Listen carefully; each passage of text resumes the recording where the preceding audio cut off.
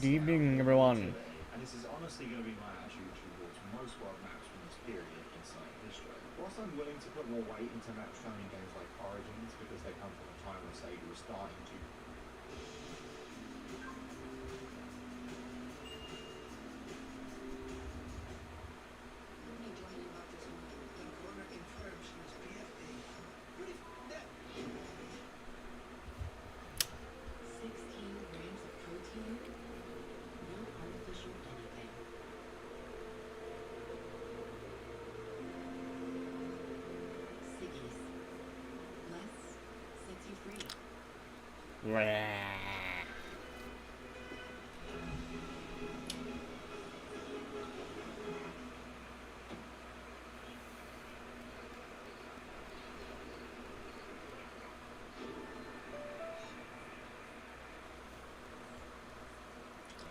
kind of put more effort into tidying up the canon, and they don't serve a gameplay purpose. SA2's map is a little harder for me because it comes from a time when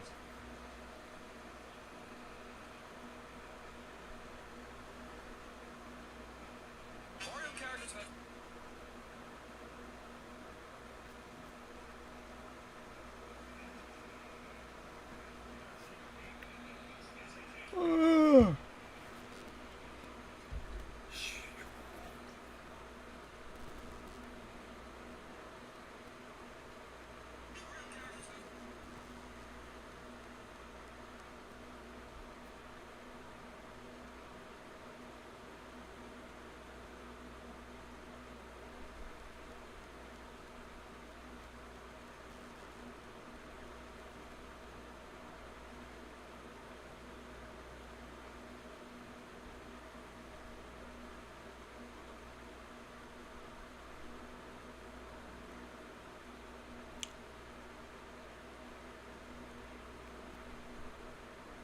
Like animals, animals. Where is my controller? Ah, here it is.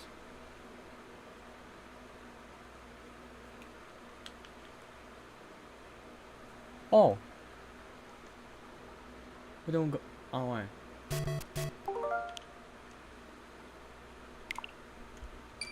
No. One thing I do gotta do is, well, that freezes that.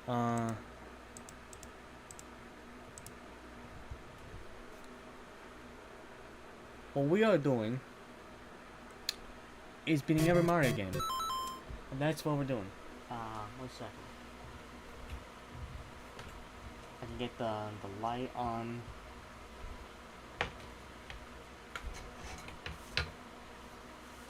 That. Ah. Perfect. Kinda. I am frozen again. Why are you frozen? How far have you made? Well, this is the second game. I started this 2 days ago. And 1 second. You.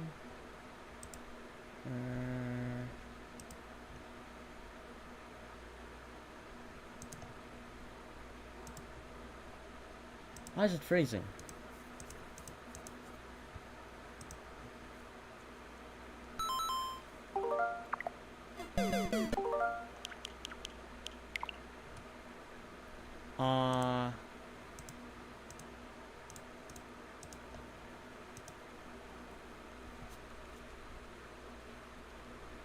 Right.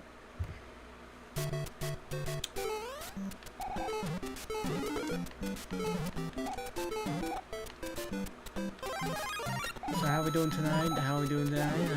How are we doing? Alright.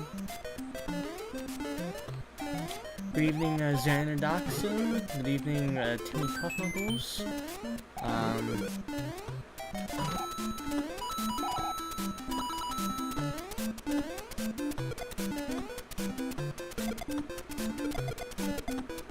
So I think this game, oops.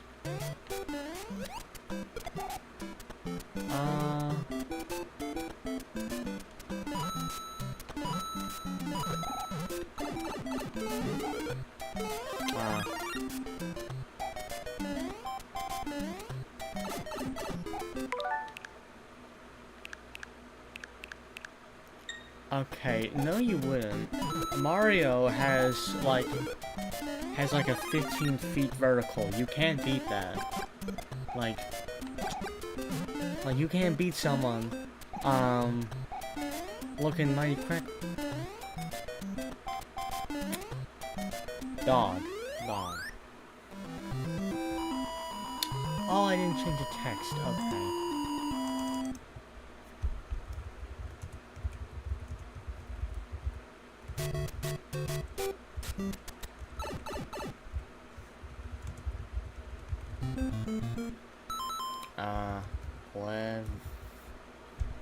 Actually, I'm just gonna...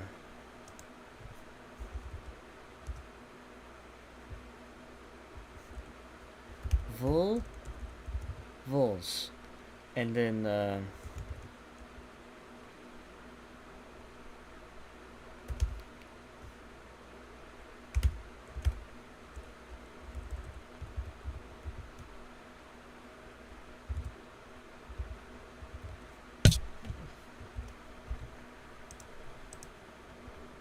alright, good.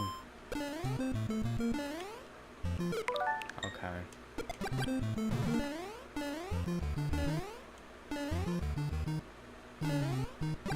Bum bum bum bum bum bum bum bum bum. Vegeta solos Mario versus, by the way. No, he doesn't. Mario can go invincible, okay? Mario has like multiple ways of making him literally invincible. You can't beat that. He has cartoon logic on his side, and therefore that makes him immortal. Alright? Okay, I'm a registered power scaler, man. I know the stuff I'm talking about. Okay, you know nothing.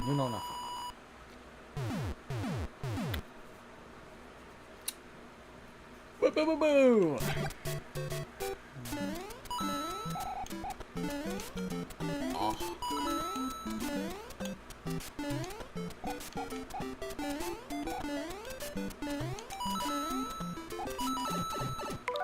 Oh. No. I don't care about using the rewind for this game because it is incredibly hard. It is an incredibly hard game, and I don't want to do it. And I don't feel like having to go through all this right now. I'll be doing it later. I think Vegeta would easily be. No, he wouldn't, dog. No, he wouldn't. And also, to go back to the Pokemon debate, one Pokemon is needed to beat Vegeta, and it is Jirachi. Now, if you don't know, Jirachi, listen here. Jirachi has the ability to create wishes. So Jirachi will simply wish for Vegeta to kill himself, and therefore the Pokemon win. Alright? It's as simple as that, really.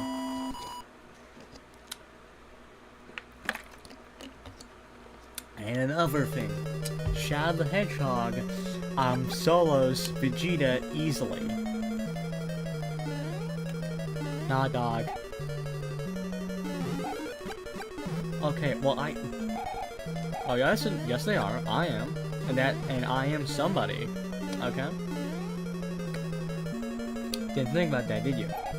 Didn't think about that.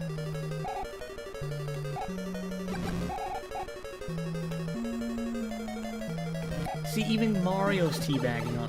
God damn it. Fuck.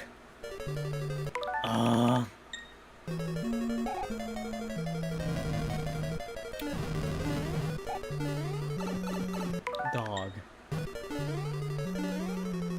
This game sucks so much.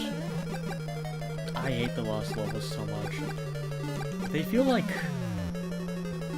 a bunch of poorly made Mario Maker levels. And not like something like Nintendo would actually make, you know? Oh, so I can do this. I don't know how loud that was, but it peaked the mic, so...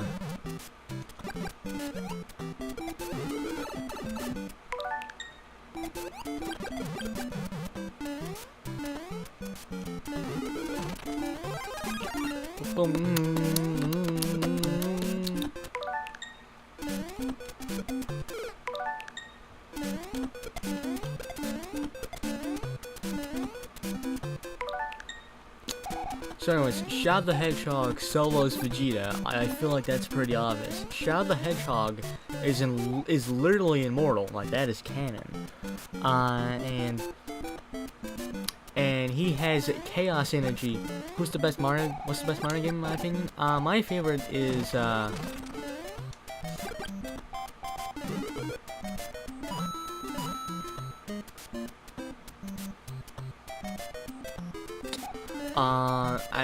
it'd rather be Super Mario Galaxy or Super Mario Odyssey.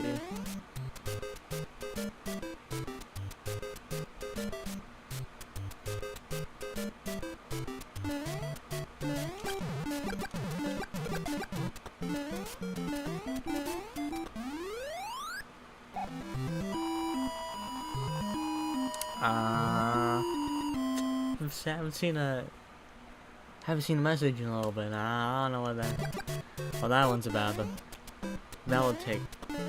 Yeah, I just love Galaxy, and also Rosalina is my favorite Mario princess, because she's the best one. Objective fact.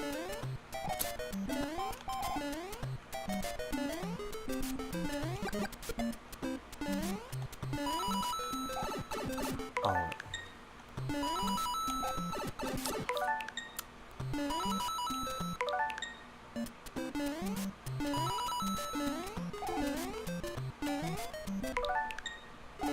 See, I only used the rewind in Mario 1 for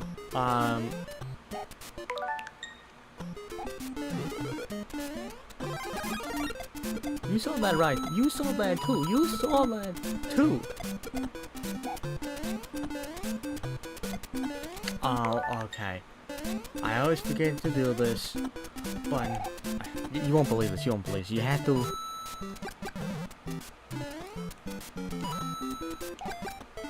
Who's the best Mario Kart character? Rosalina. No reason.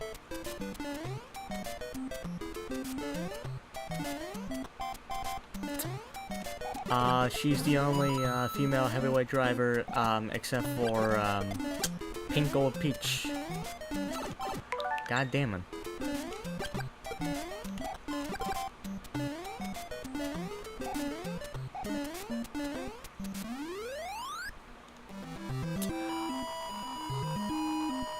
Yeah. I would not do that. I would not. I would have respect. Because she scares me. She has magic, okay? I don't know. Oh my god. Oh. Listen, man, she has magic, okay? I don't want to fuck with that, okay? I don't want to get on Rosalina's bad side, okay?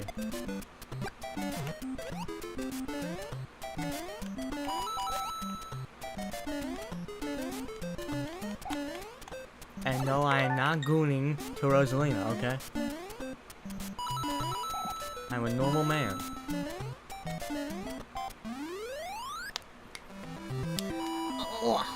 Okay.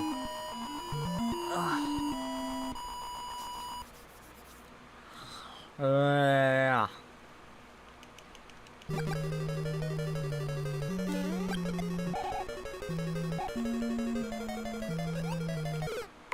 I do, though. I want to judge.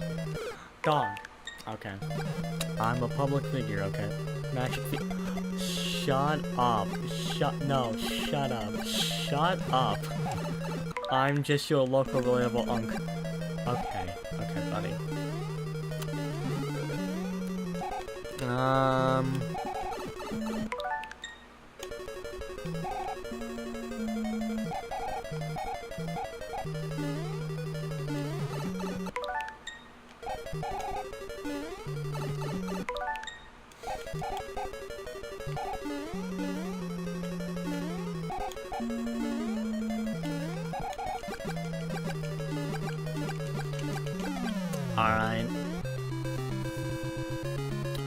after this marathon, I don't think I'll ever play this game ever again, honestly. Can you make Rule 44 for the... No. No, I cannot. I'm not doing that. Okay, I'm not doing that, Timmy Tough.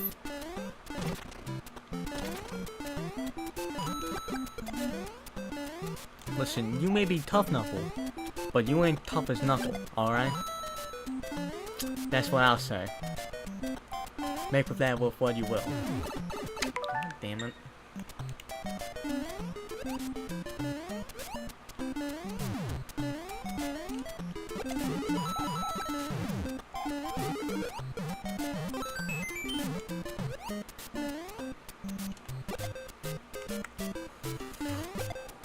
Alright, no, we gotta build up speed because the game developers decided that they would. Damn, you're right, Drunkle. See, would you rather go to heaven or super hell? I feel like heaven is a lot. Going to heaven's a lot better than going to super hell. So I'm gonna pick the heaven. Call my bluff and lick my.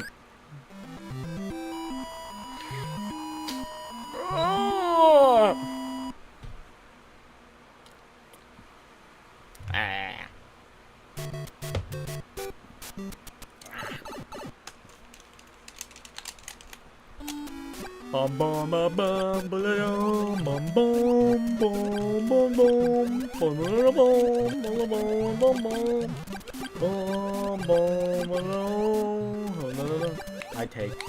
I take one.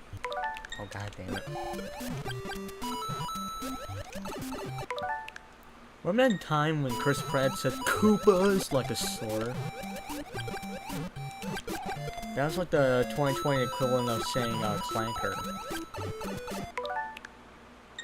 I love you, Austin. Alright, good enough. Anyways, I'm the Pope. I don't know if you noticed, but I'm live streaming this from the Sistine, from my house, the Sistine Chapel right now.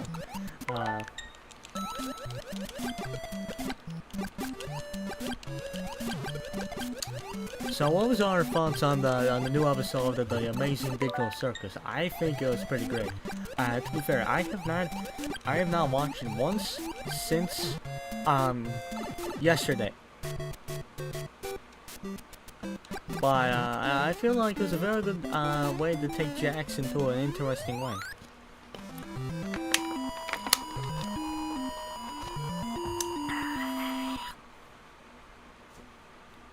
Skibidi Toilet versus beats the Pokemon No. Jirachi, okay? Jirachi will wish for Skibidi Toilets to kill themselves, alright? And it's that simple. And I really wish Jirachi could make this game easier for me because this game sucks. You know, there's a reason this game never got, why Nintendo America never published this game in the West. It was because it was too damn hard. It was so peak. What was so peak? This game? Absolutely not. No. I beat this game 8 times, dog. This will be my 9th playthrough of this damn game.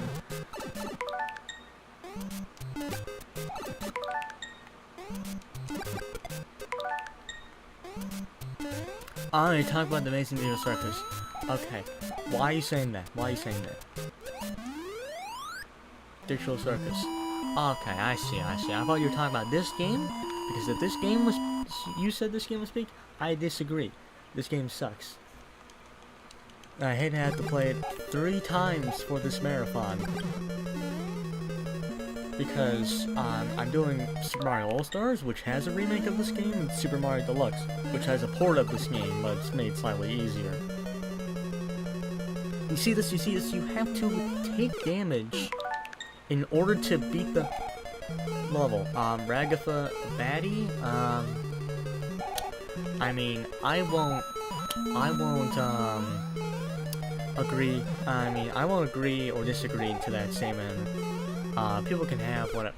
God fucking damn it. People can have whatever.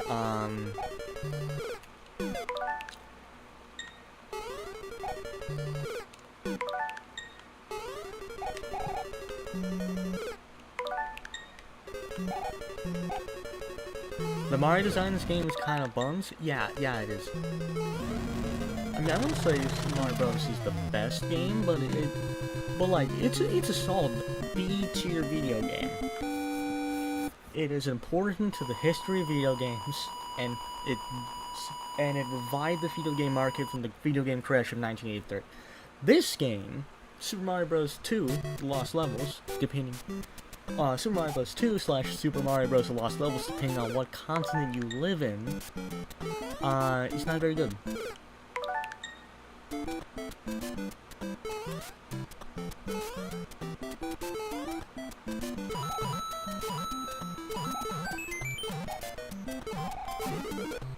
So in order to unlock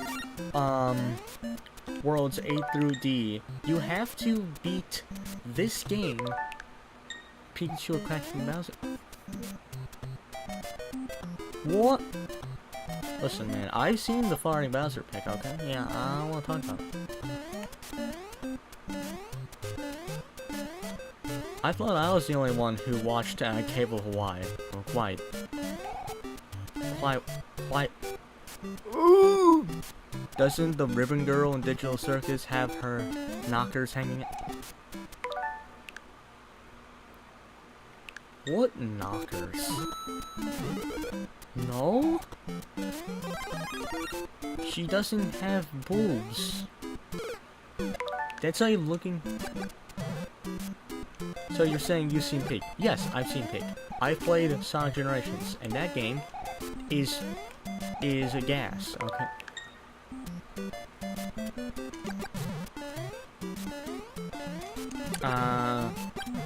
And then I'll have to play the new Super Mario Bros. Games later on. All 4 of them. Double check on that, please. Double check on what? Sonic Generations is Peak, alright?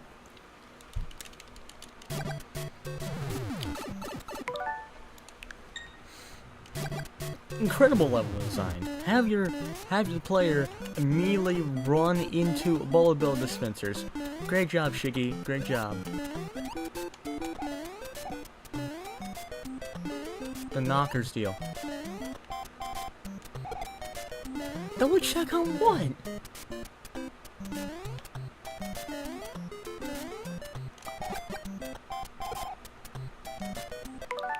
What do you mean? Jesus. Her model is made out of literal ribbons. What boobs are there?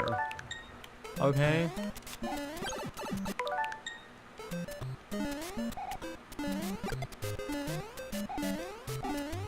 That's like saying Jax has nipples. Alright. Are you sure? Are you sure?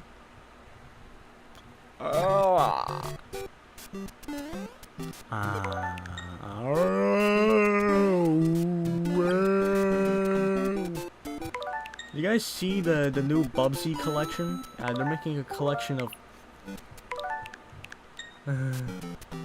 the Bubsy series. To be fair, what could possibly go wrong? And apparently making an actual playable version of Bubsy 64. No, why do I call it Bubsy 64? Bubsy 3D. Which I'm pretty excited about. I'm not gonna play it, but like.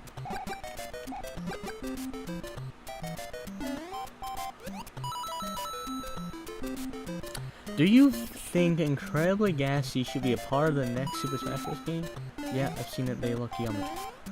What are you?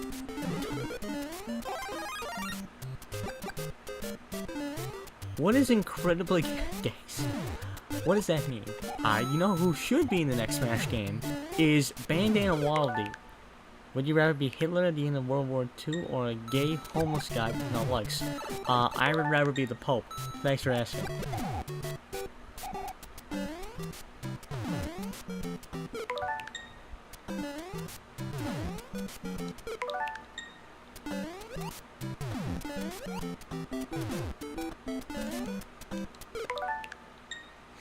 I'm not looking that up. I am not looking that up. I'm not looking that up. Alright.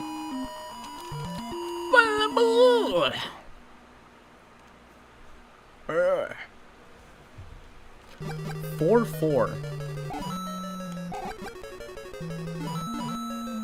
Alright.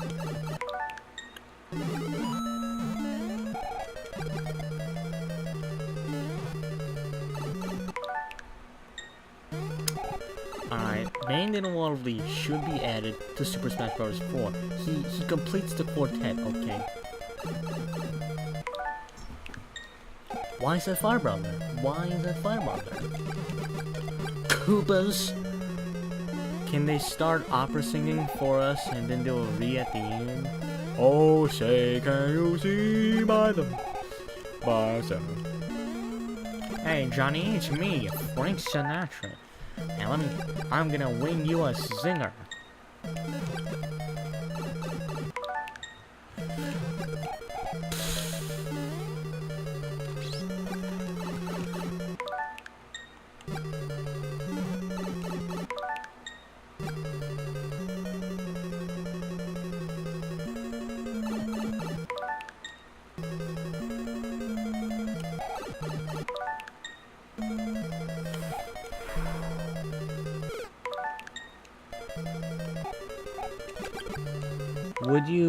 What would you do if your wife gave birth and then the doctor took off his mask and it was me, then I gobble up her...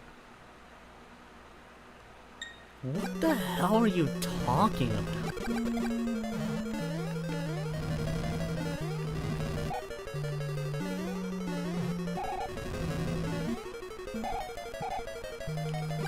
Steven here? Steven here.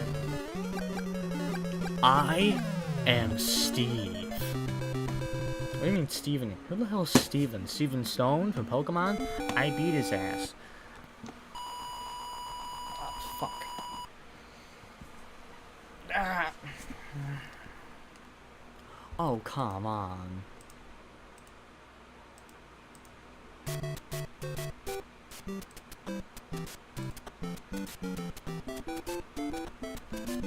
Ugh.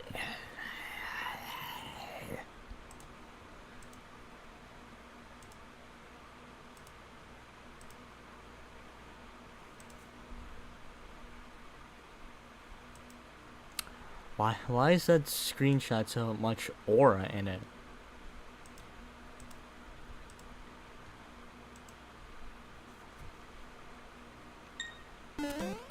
Listen, man, I got the aura flowing off of me like I'm a Lucario, okay? God damn it. Listen, I got all the aura in the world, meanwhile you looking like a zero aura. Alright? What if we were in Squid Games? I wouldn't be in there. Would you rather correct Xander Dotson or have to play Mario 2 for the rest of it? Mario 2 for the rest of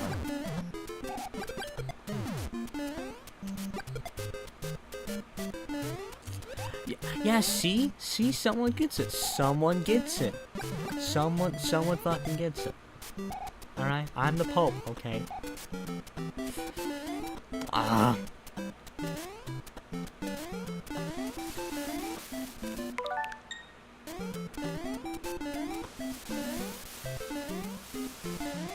Listen, I'm gonna come out and say it.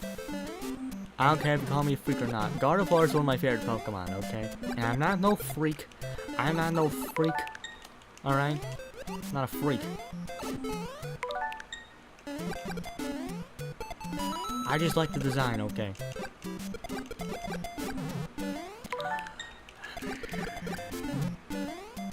And same for Lopunny, okay?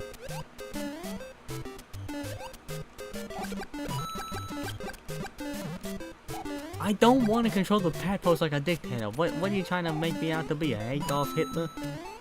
I just have moral obligations, okay? I promised to a lot of people that I would be in it. And therefore I'm in it. Alright? Alright?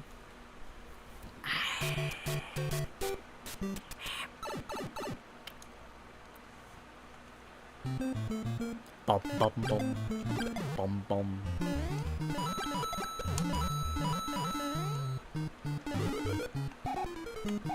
Booty cheeks.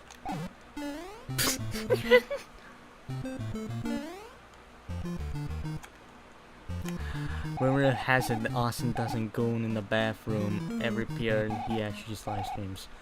No, I actually do I'm actually the Pope, remember, so I have meetings to attend to.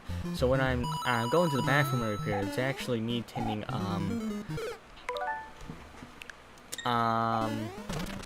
attending my, church services every day. Yeah.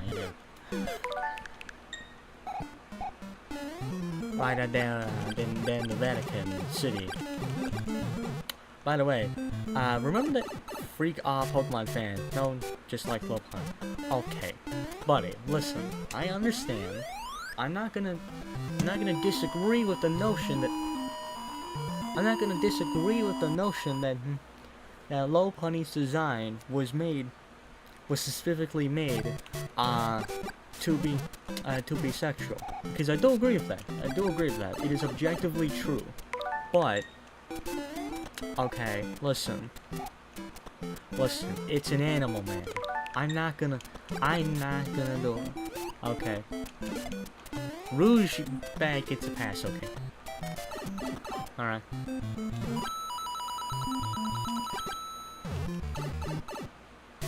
What kind of Rule 34 do you should prefer? None of it. Lopunny is bad as hell. You know, Ball. Yes, she is. I still wouldn't do it, okay? I understand that. I understand the fact that she is bad, but I still wouldn't do it, okay? And that's my choice, just as much it is my choice to ruin my life by playing these damn games. More specifically, this damn game. The other games are fine. Besides New Super Mario Bros. U, I don't like that game, but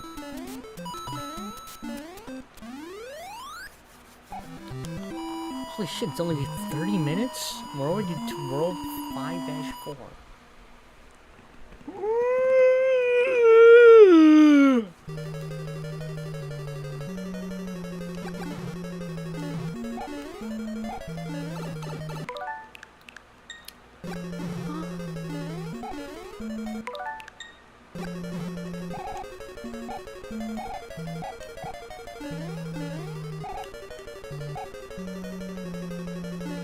You guys ever heard of All Night Nippon Super Mario Bros? It's not a real game. Actually, while I'm at it, can I? Oh, I can add a browser source.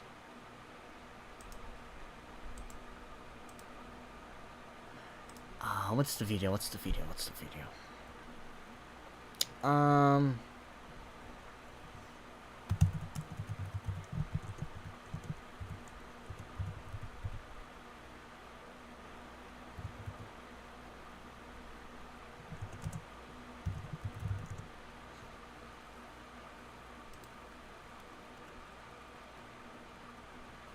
So can I just play a video through this?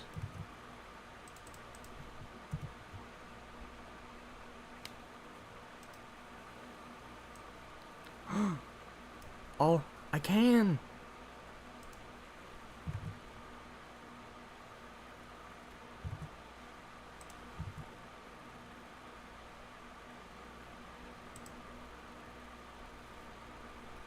Does it have audio?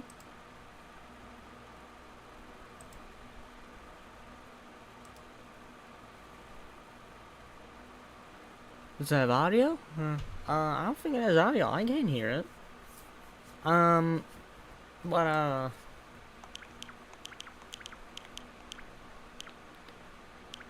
have no idea what I'm doing. This is the first time I ever used this, but you ever take it from Lola Bunny or Juice WRLD? Lola Bunny. Listen, man, I'm an objective man. Okay, listen. If I was forced to, then yes.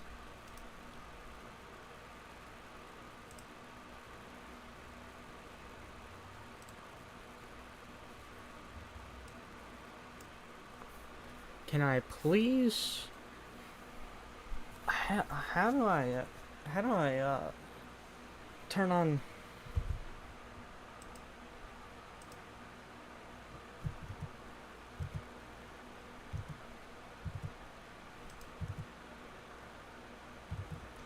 I gotta. How to turn on the audio of browser source in OBS. Muted to turn off? No.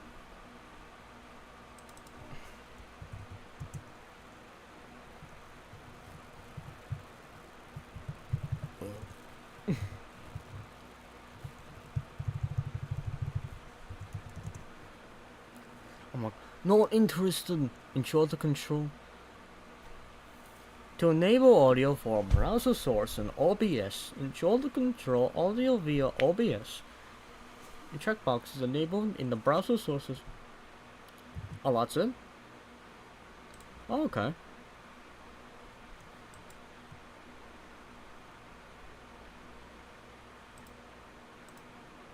You'd pay 100 yen, or roughly $1 in exchange for around 10 to 20 minutes of playtime. Super Mario Bros. Was one of the games that were available to be played on the system. The uniquely black cartridge has a lockout chip that makes it impossible to play it on other systems besides the Famicom box. There's also stuff to consider like label differences, making it easy to distinguish between printings. Stuff like this may seem inconsequential, but it makes a big difference to collectors. I'm not sure if this one is official, but here's one with a gold label named Mario Syndrome. I wouldn't think much of this one, but there is an official vinyl with the same name. Maybe it was a promo item? The label does look pretty nice. There are so many releases of Super Mario Bros. On just the NES and Famicom alone. There might even be more than the ones talked about here, but there are many more releases of the game besides re-releases on the same system, so let's move on.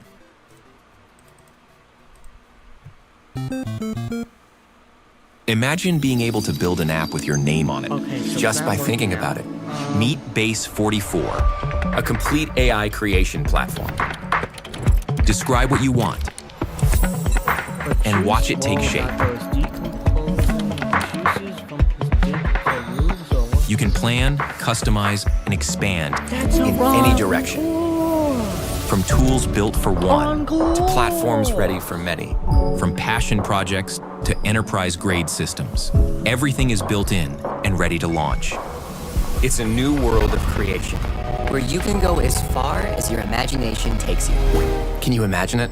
Let's make your dream a reality right now.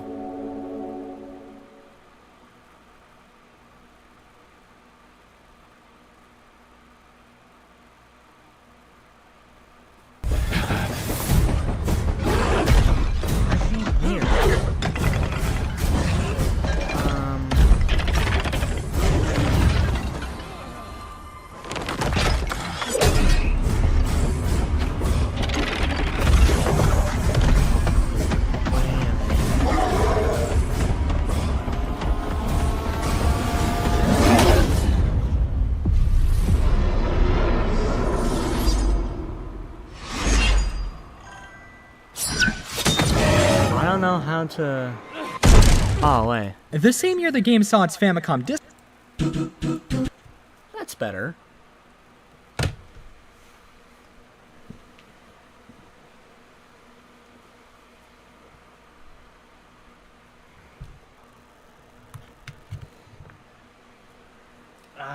This is how I engage viewer recommendations. I just have this in the corner. There are few video games as revered as the original Super Mario Bros. For many people, it was the first video game they ever played. It revolutionized the platforming genre and is often considered one of the most important games ever made, spawning a highly successful franchise that's still around all these decades later. Over the years, Super Mario Bros. Has received countless re-releases. Everything from cartridge variations, ports, emulated re-releases. There are many versions of this game, and today, we'll be taking a look at them. While the original Super Mario Bros. Is known inside and out by countless people, there are many variants and versions of the game that are often forgotten, and believe me, some of them are very intriguing. In this video, we'll be taking a look at just how many releases of the original Super Mario Bros. Exist. Let's begin.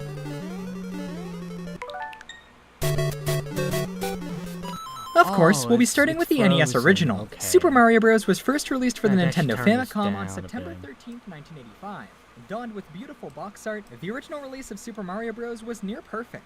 The game was a smash hit and was a true launchpad for the Mario franchise. Given the game's historical significance, it may come as a shock that no one actually knows the exact date of when it first came out in America. It might have been released with the NES itself, but it seems to have come out a little bit later. Regardless, it was definitely released sometime later that same year in America. Yeah. However, the game didn't see a release This is in Europe Pat until Mac. May 1987, and Australia didn't get the game until July 1987. Though this makes sense given the NES had a later release in those regions. As for other regional releases, there are tons. There's the Hong Kong NES release, this Indian Samurai cart, the Canadian release, and different ones released all over Europe. Once the Famicom Disk System was released, a port of the game was released for it in Japan in February 1986, now being on a disc rather than a cartridge. This release is pretty well known because the famous Minus World glitch is much more interesting in this version. Here's a weird one, a Famicom box release of Super Mario Bros. What's that? The Famicom box was especially Do you designed think for Pac-On Famicom will being hubble you? used in Well, Japanese I would hotels. simply If you've ever not been do to a hotel anything with to, N64 or GameCube games available to be played in your to room, make him it's want the to same humble me. concept. You It's pay as 100 simple yen or as roughly that. $1 in exchange for Dog, around do 10 to some 20 minutes big of playtime. brain Super Mario Bros. Was activation, one of the and you games would that were understand, available to be okay? played on the system. Simple, The it's as simple uniquely as that, black alright? cartridge has a lockout chip Just that makes it outplay the impossible game, to play it on alright? other systems besides the Famicom box. There's also stuff to consider like label differences, making it easy to distinguish between printings. Stuff like this may seem inconsequential, but it makes a big difference to collectors. I'm not sure if this one is official, but here's one with a gold label named Mario Syndrome. I wouldn't think much of this one, but there is an official vinyl with the same name. Maybe it was a promo item? The label does look pretty nice. There are so many Yeah, releases yeah, of Super the Mario label Bros. does On look just pretty the nice, NES and Famicom alone. There might Can you even turn be your more mic than the up? ones talked This about is as here, far but as there it are many more goes. releases of the game Honestly, besides this re-releases is on as the far same as it system, goes. so let's I move could on. have. The same year the game saw its Don't worry Famicom about that. Disk System release, it also saw releases in the arcade. Following the success of the NES, Nintendo This began is Pat distributing Mac, the by the PlayStation way. 10, He's a series very of good arcade channel. machines with boards consisting I of wish 10 he NES games each. With kinda console continued to gaming upload making the more, but, rounds like, in the mid-1980s, it's a good companies channel. like I Nintendo love and Sega decided to repackage some of their games into arcade machines, as arcades were still Good very boy. popular at the time. PlayChoice 10 cabinets included popular games like Dr. Mario, Balloon Fight, Excite Bike, and of course, Super yeah. Mario Bros. There aren't that many changes between the original and this conversion, but the most noticeable addition was a second screen. PlayChoice 10 machines had a tiny monitor built right above the gameplay screen, which was used to display additional information about whatever game was being played. Aside from that, this is pretty much the same Super Mario Bros. We all know and love, but it wasn't the only version of the game to come out in arcades. Along with the PlayChoice 10 machines, Nintendo released another set of Genesis series branding. These once again consisted of NES ports, but modified in terms of gameplay and difficulty. Versus Super Mario Bros. Was released in Japan in June of 1986, and in North America later that year. This isn't just a straight port of the NES original to the arcades. And if Instead, you this don't release want has one been of the modified last to people on include some Earth, very hard you- levels, mostly taken from the Japanese Super Mario Bros. 2. Power-ups and extra lives are also much harder to come by. I know who This that was done woman to make the game harder would to be, finish, but I'm not forcing gonna- players to I'm not pay more gonna after say. losing all of their lives. This was pretty ingenious, as fans of the NES game would be lured in by thinking it's the same as the game they have at home, only to find out it's much more challenging than expected. Once they realized this, they'd keep trying until they mastered this version of the game, paying a lot in the process. Your mother. I remember playing this one in an arcade a few years ago.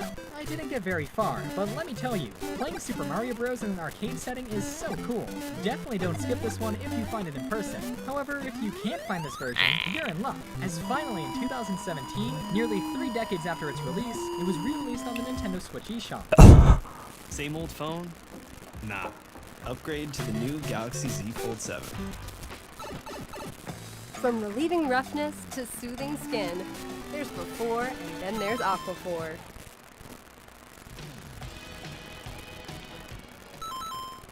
The first true home console re-release of Super Mario Bros. We'll be going over is one of the most interesting by far. It's likely you've heard of this one, but might not know where it comes from. Everyone knows that start when shaking Americans it? first got as Super Mario Bros. 2 was originally released in Japan as Yumi Kojo Doki Doki Panic, a game made to promote the Fuji TV Yumi Kojo 1987 event. Guys, it's not the game doing was developed anything. by Nintendo in collaboration with Fuji TV, one of the largest media companies in Japan. While the story of Doki Doki Panic is well known, it wasn't the first game Nintendo made in collaboration with the Fuji company. That title goes to the often forgotten promotional game All Night Nippon Super Mario Bros. All Night Nippon is a late-night Japanese radio talk show that's been running on Japanese radio since October 1967. In the 1980s, the 20th anniversary of the show was coming up fast, and Fuji wanted to celebrate the anniversary in an exciting and innovating way. Fuji was seeing huge successes in the markets of Who do you think you are, television Mr. radio, Beast? video And games he on the didn't rise. give It was in their cookies best to interest nobody. get into that Alright. industry as well. They soon started partnering with Nintendo in hopes to strengthen their grasp on the video game scene. The first result of this collaboration occurred in 1985. That year, All Night Nippon launched a contest where viewers would submit custom lyrics to the Super Mario Bros. Theme. Aura. The winner would have their lyrics used in an official lyrical version Which of the favorite Pokemon song. has the most The winner aura? was a song called Go Go Alright. Mario, and it premiered live on All Night Nippon following the contest. The song was not only endorsed by Nintendo, but was also released as a single by Pony Canyon.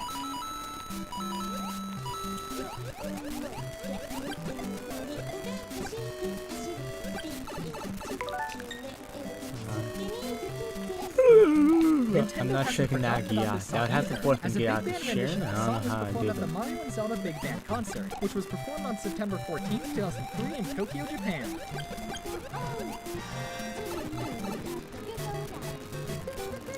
Hey, it's honestly kind of a banger. I don't know.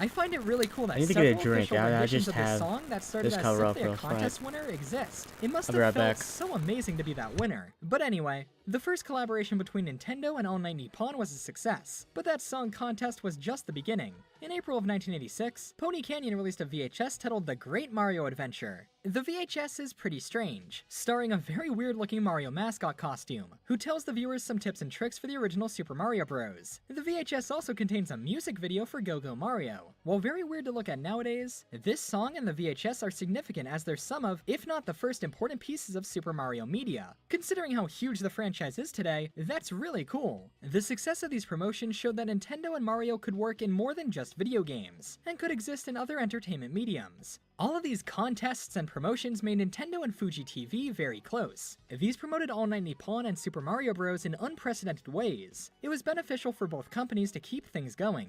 In October of 1986, 19 years after the first broadcast of All Night Nippon, the show's 20th anniversary campaign named All Together Now was announced. The show announced they'd be doing several giveaways, one of which being a limited edition version of Super Mario Bros. For the Famicom Disk System. It was announced that in December of 1986, 3,000 winners would receive a copy of a game called All Night Nippon Super Mario Bros., an official retooling of the original game with various show-themed changes. Only 3,000 copies were produced for and given away through the contest, but the demand was so high, Nintendo eventually produced another limited run of the game, to give those who missed out another chance to get a copy, but even that additional run was very scarce and was sold at a premium price. All Night Nippon Super Mario Bros. Is essentially an officially licensed hack of the original game, completely authorized by Nintendo. The changes are pretty apparent. The graphical upgrades seen in the Japanese Super Mario Bros. 2 have all been added to the original in this release. So the mushrooms, the ground, the clouds, everything looks more detailed. Also taking inspiration from Super Mario Bros. 2, the 2-player mode is removed, and instead you can pick to play the game as either Mario or Luigi.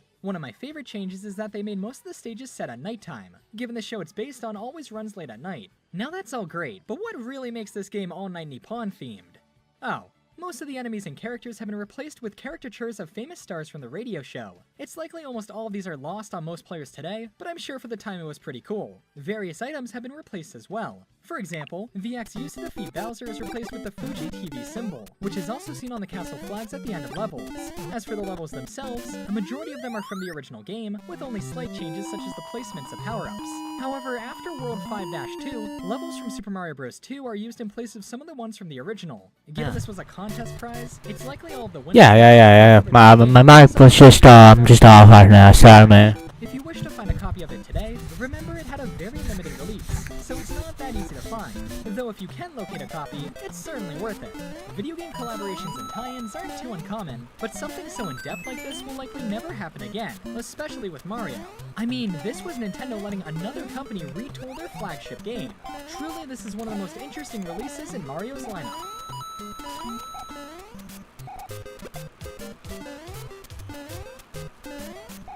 So, you could officially play Super Mario Bros. On your NES, in your Japanese hotel, and in arcades. But what about computers? Was there an We hear official you now, computer Mom. release of Super Mario Bros?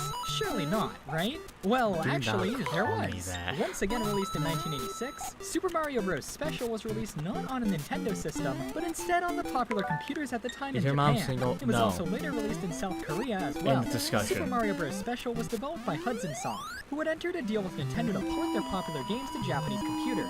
Their previous efforts included Mario Bros. Special, Punchball Mario Bros., and an obscure PC pseudo-sequel to Donkey Kong 3. This means Super Mario Bros. Special was the first ever Mario game not developed by Nintendo themselves. This game is technically a PC conversion of the original Super Mario Bros., but features heavily modified levels, new power-ups, and much more. One of the most obvious changes is the lack of fluid screen scrolling, with each screen being its own separate chunk of level. While this was improved upon with later releases of the game was never able to achieve the side-scrolling About your dad. effect perfected He by is the NES alive, game. okay. Other differences include changes Alright. to audio and graphics He's due to fine. PCs being less powerful than the NES at the time, the complete lack of Luigi, and the bizarre color palette.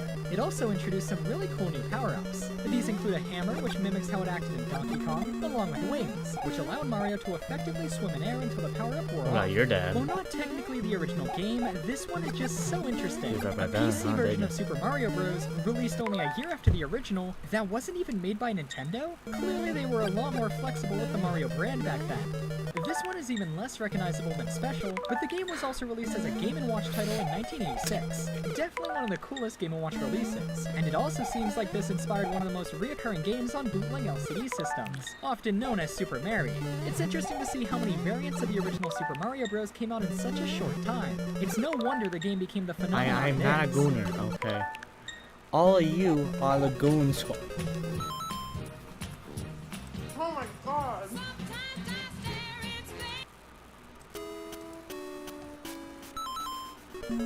Why the Even early video on? Super To Mario keep your Bros. Saw attention, many that's why. re-releases, with various compilation cartridges being released for the NES itself. The most well-known and the most common being the Super Mario Bros. And Duck Hunt cart, which was released in 1988. That same year, a more obscure cartridge containing Super Mario Bros., Tetris, and Nintendo World Cup was released in Europe. A few years later, in 1990, one with Super Mario Bros., Duck Hunt, and World Class Track Meet was released. This one's cool because it features artwork based off the sprite art seen in the original Black Box release. There's also a variant where Fire Mario has more accurate colors. Famously, Super Mario Bros. Was one of the 3 games played during the 1990 Nintendo World Championships, with the others being Rad Racer Can we and do a Tetris. setup tour? In No. the Super Mario Bros. Segment, the player's goal is to collect 50 coins as fast as possible. Once they've done that, they move on to the next game. All 3 games are included on the official Nintendo World Championships cartridges, which was produced in both gray, these were the ones used But at the I'm actual more event, intrigued as well by as an just- additional 26 gold cartridges, by just which were your given away to content. Nintendo Power Readers through a contest. While it doesn't include the Turn full this game, this is undoubtedly Turn the this off, rarest Diddy, release bro. of I am Super not Mario turning it Bros. off, okay? It's also for my retention, so I don't By get bored. 1993, it had already been a long time since the release of Super Mario Bros., and the NES had almost completely been phased out by the Super Nintendo. Mario made his jump to the system with Super Mario World, but Nintendo was not going to let the world Are you forget streaming how Mario got his on start. another platform? They did this No, through what was YouTube is my actually a only pretty novel platform. concept at the time, by remaking their older games. In 1993, Nintendo released Super Mario All-Stars, known as Super Mario Collection in Japan, for the Super Nintendo. As the Japanese name implies, this release collects the 4 core NES Mario games, containing both versions of Super Mario Bros. 2. Actually, I should probably mention the Japanese Super Mario Bros. 2, known here Jesus as Super Mario Bros. The Lost Levels, as Would you technically this game was more or less an rather expansion go or to modification gay of the porn or original. lolly stuff? I did give Super Mario Bros. Special its own Neither. segment, but Lost Levels is of course its But own we game. can entertain- That'd be like saying Sonic 2 was a re-release of Sonic 1 as it's built off of That's it. saying Super a Mario lot. All-Stars features complete remakes of the original games, all converted from 8-bit to 16-bit, featuring updated graphics and sound, giving the games a complete makeover. If given the chance to play either the original or All-Stars release of the games, I bet most would pick the originals. But this was such a great deal for the time, and it's really nice to have them all on one cartridge. To make the deal even sweeter, a year later, in December 1994, the collection was re-released in North America and Europe as Super Mario All-Stars plus Super Mario World. Mario World was now a 5th title in the collection. In 1997, the All-Stars version of Super Mario Bros. Was re-released in Japan through the Super Famicom Satellaview peripheral. The Satellaview was a device released exclusively in Japan that allowed players to download games, view news articles, and even stream satellite radio, all from their Super Famicom. The S Super Mario Collection was available to be played in segments. Why didn't you Super talk Mario so much Bros. in Was school? playable from December 28, 1997 to January 3rd, 1998. This wouldn't be the last time Super Mario All-Stars would see a re-release, however. No one's gonna listen to my conversations and let me tangle on about The year was 2010. It was the 25th anniversary crack, of the release Bertle? of Super Absolutely Mario not. Bros. What was Nintendo going to do That's to a celebrate this dinosaur. monumental Alright. occasion? A few And I'll things, crack including some stuff we'll dinosaurs. get to later, but their main release for the anniversary was this: Super Mario All-Stars Limited Edition. No way, is this a remake of All-Stars? Giving the 4 classics new Wii-era remakes?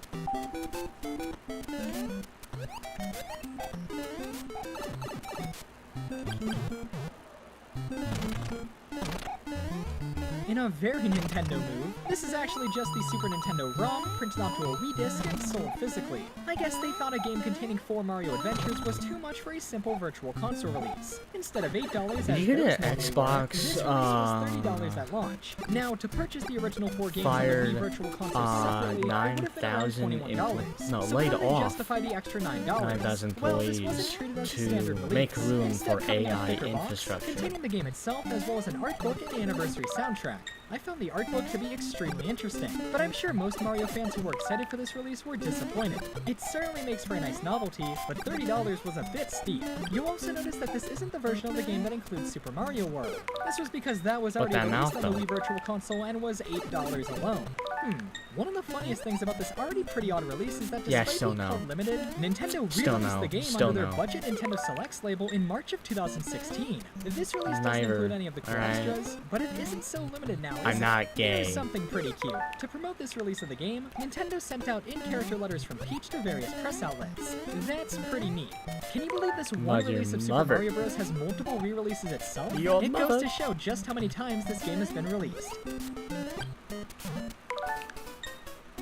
We got a little ahead of ourselves there. Time to go back to the 90s. The game was ported to the Game Boy Color in 1999 in the form of Super Mario Bros. Deluxe. This was a complete port of the game, but with various new modes and extras. It Oh, yeah, featured that's the game additions we're like a playing. That's the multiplayer game we're versus playing.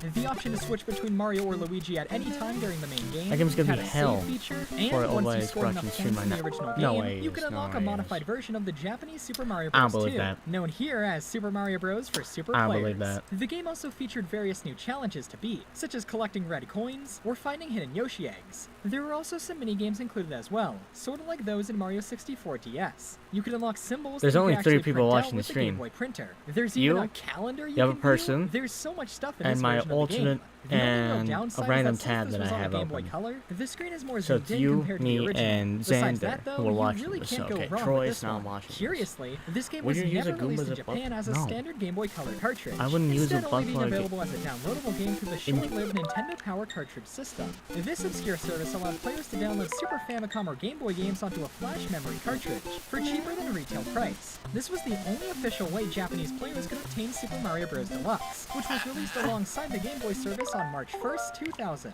If you haven't tried it yet, I highly recommend this version of the game.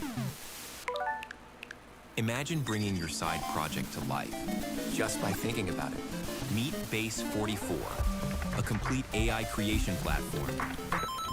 Describe what you want and watch. No. Get that AI stuff out of here. Get that stuff. I don't want that in there. Animal Crossing was released for the Nintendo GameCube in 2002, and one of the coolest features of the game is that you could obtain NES consoles, yeah, which you could that's so actually cool. play. You obtain these through Nook's Lottery, finding them in the Animal Island minigame, and some were even only available through special Animal Crossing e-reader cards. 15 different NES games were available to be obtained through official methods in-game, but there were 4 more that were in the game that couldn't be obtained normally. These games have become known as the Forbidden 4: Ice Climber, Mario Bros., Super Mario Bros., and The Legend of Zelda. Ice Climber and Mario Bros. Were eventually released through special e-reader cards, but the other Who are 2 you? never had cards released for them. It's possible they were intended to be released but were scrapped. In Japan, there was a time you could officially obtain Super Mario Bros. Through a Famitsu giveaway, but unless you participated in that all those years ago, you have to hack it into the game. So, despite its near impossibility to it's- obtain, the full oh, game it's is you. there, so Hello, technically it counts. 2003 marked the 20th Ah, anniversary Dean of the the Famicom in Japan, the and ta- 2005 the guitar marked the 20th man. anniversary of the Good. NES in North America, and it was a perfect time to re-release some NES games. As such, in 2004, Nintendo introduced the Famicom Mini series in Japan, and the classic NES series in America, a collection of NES games on No, Game Boy not doing Advance Roblox cartridges, released for I don't know $20 what I'm each. A playing. little much for unaltered NES games, but these sold on novelty probably alone. One of the Clone first games released in the Tycoon series 2. was, of course, Super Mario Bros., which was released in Japan on February 14, 2004, and in America on June 2, 2004. This release of the game was a port with no additional features, as it was made to be just like the NES cartridge. Despite this, it was awesome to have a new way to play Super Mario Bros. On the go in a near perfect this is way. Zen Datsun Along with that, this and, series no doubt introduced these NES games to a ton of younger fans as well. Over in Japan, and Timmy Club Nintendo had a Toughnut, special I don't offer really where you know could purchase who all they the are. Famicom mini games in a set, known as the Famicom Mini Collection Box. Super Mario Bros. Was one of the games One of them included knows in about first the volume. Shadow, These Game Boy Advance re-releases were nice, but this Debbie was just Center. the start of I don't Nintendo know. re-releasing their classic games on current hardware. The Virtual Console service was launched alongside the Wii on November 19, we're at 2006. The service forward? allowed you to purchase classic games on the Wii Shop channel. Surprisingly, Super Mario Bros. Wasn't there at launch, instead being released on Christmas Day no, he's not. 2006, which was probably a very smart move. I know wonder how he many is in downloads they got on town. launch day from families who had just gotten their Wiis for Christmas. In Japan, stream makes they got good Super Google Mario Bros. A material. bit earlier on December 2nd. Europe I'm and playing Australia got the game in Mario. 2007, and South Korea got it in 2008. For 500 Wii points, or roughly $5 US, you could purchase and download the game onto your Wii. Super Smash Bros. Brawl was released in 2008, and it features a Masterpieces mode, where players can go through short demos of games significant to characters in the roster. Super Mario Bros. Is one of the games included in this mode. Now, Nintendo is not one to alter their classic games.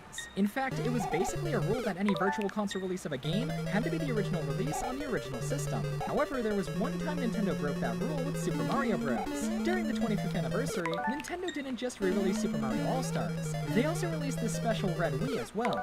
The Japanese release of the system came with an exclusive modified Virtual Console release of Super Mario Bros., pre-downloaded to the system itself. Say hello to Super Mario Bros. 25th Yeah, I know anniversary you do, edition. but someone else The only mentioned it on change made was stream they once, replaced the question marks on the question mark blocks back with in the number days of the 25. Let's Go Yeah, it's Eevee not run, much, but I feel it's like. something. It's pretty likely that Nintendo is Maybe it never was going to the- mention no, this it's the version of Pokemon the game Emerald ever run. again, so to play it officially, you'll need to get I yourself do plan a on Japanese doing Red Pokemon Wii. Platinum, You're not though. missing much, but it was interesting to see Nintendo release what was essentially an official ROM hack as a way to celebrate Mario's anniversary. We're almost done here, but there are a few more recent releases to still cover. In August 2011, Nintendo launched the 3DS Ambassador Program. The program offered 10 free NES games and 10 free Game Boy Advance games that could be downloaded through the 3DS eShop. Super Mario Bros. Was one of the games released through the program. It later received a full 3DS Well, Virtual Console my internet's release in tweaking, I'll be 2012. The game was also released for the Wii Alright, Virtual Demon Console took a service in guitar, 2012 in man. Japan, and in 2013 for the rest of the world. It was also one of the many games featured in NES Remix. As part of the Year of Luigi celebration in 2013, NES Remix 2 features a version of the game called Super Luigi Bros. It's a retool of the game that features Luigi as the main character. Every level in the game is also mirrored, giving old fans a new challenge. Ultimate NES Remix for the 3DS also has a version of Super Mario Bros. This one is called Speed Mario Bros. And is identical to the original, only it runs at 2x speed. Super Smash Bros. For the Wii U brought back the Masterpieces mode from Brawl, and Super Mario Bros. Is once again one of the featured titles. The game was also made available through Amiibo Tap Nintendo's Greatest Hits in 2015. In the game, players scan Amiibo figures onto the Wii U gamepad. Introducing the Goon Squad! Mario Bros. The game was featured as one of the 30 NES games available to be played on the NES Classic Edition, released in 2016. The game was also one of the first to be playable through the Nintendo Switch Online service. At this point, Super Mario Bros. Is available to be played on nearly every single Nintendo console, and I'm sure it'll keep being re-released as new hardware is introduced. Hey, Carrots, you're gonna wake the baby. I gotta get to work. No, no, no, no, no, no, no, no, no, no, no, no, no, no, get the porn out of here. Would you have to crack Peach and Bowser at the same time, or would you rather have to But crack? when you open the floodgates and start looking Stuck at to bootleg in a releases of the fart game, box made of your well, skin. bootleg Famicoms were everywhere in the 80s and 90s, and And with Super Mario Bros. Being the premier game for the system, it was undoubtedly one of the most Not faked. about It was Bowser. included on a ton of multi-carts, as well as standalone releases. Not a ton of these are very interesting, but some of them have some pretty crazy labels. Most pirates of the game simply I don't know. change the art to remove any mention of Mario or Nintendo. Some are a bit more interesting, but given this video's topic, are there any bootleg ports of the game? As it turns out, yes! Introducing Sonic Jam 6? A bootleg game made for the Sega Genesis or Mega Drive released in 1998, made by a bootleg development team named GameTech. This game is notable as it's essentially a reverse of Samari. That game was a bootleg of Sonic 1 on the NES, but you play as Mario. This game is a bootleg of Super Mario Bros. On the Sega Genesis, but you play as Sonic. It's a port of the All-Stars version of the game, and while there are a lot of weird inaccuracies, it's not the worst thing ever. The full game is here. There's a proper power-up system. You go from a red Sonic to a blue Sonic to a blue Sonic who can shoot fireballs. Nothing out of the ordinary there. Even the water levels made it over. The music has also been somewhat faithfully ported, though it does sound weird coming out of the Sega Genesis. At the end of the game, you have your final face-off with Bowser, who dies from one fireball. For your amazing feat of beating a bootleg version of Super Mario Bros., Peach says, Can we do "Thank you, Sonic, the 24/7 kingdom is Doom saved. stream? Now try No. again." I think one of the highlights of the game are the weird blown-up sprites of Sonic, like on the title screen or the level start screen. While Sonic Jam 6 alone is interesting enough, it's not the whole story. In another similar case to Samari, this wasn't the only version of the game that the bootleggers made. Just like how there's a hack of Samari where you play as Sonic, there's a version of Sonic Jam 6 where you play as Mario. This version of the game goes by names such as Super Mario Bros. 2 and Super Mario Bros. 1998. It's the same game, just with a more fitting Mario skin. They did forget to change the text at the end though, so Sonic is still thanked. It seems the Sonic version came first, as its cartridge ID is 1 unit before the Mario version's ID. If you were Speaking of 6 that, Peaches these and two games can be found in Peach many that Bowser different was cases 6 and inches in cartridges. you, would Here's you what's move believed to be forward the or original backward? release of Sonic Jam 6, with box art stolen from the book Where's Sonic Now? It seems the official name of the game is really just Sonic 6. I assume Jam is in the game only because bootleggers decided to rip off that game's title screen. Here's a more recent release featuring Sonic Riders art, definitely not telling of the game inside. Here's the original cartridge of, Super 1998 Mario 2. Most releases of this game use art from either Super Mario 64 or its DS remake. The world of bootleg Mario games, even just the world of bootleg Mario games on the Genesis, surely is an interesting one.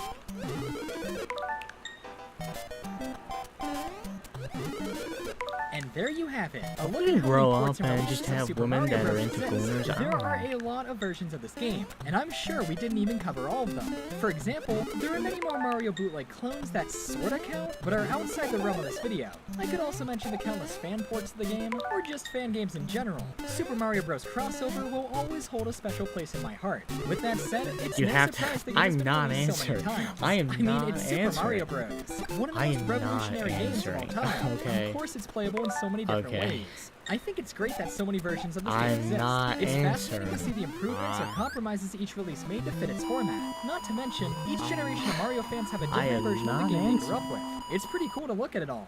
Super Mario Bros. Is one of those timeless games that will never get old, and its staying power is bolstered by the numerous ports, retools, and re-releases it's gotten over the years. Through these re-releases, the impact and legacy of Super Mario Bros. Will never be forgotten.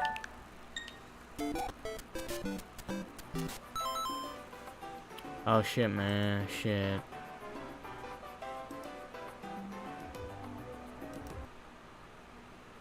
I took control, went solo, and built my own The only online person I knife can empire. stand to watch streaming. I loved being a chef.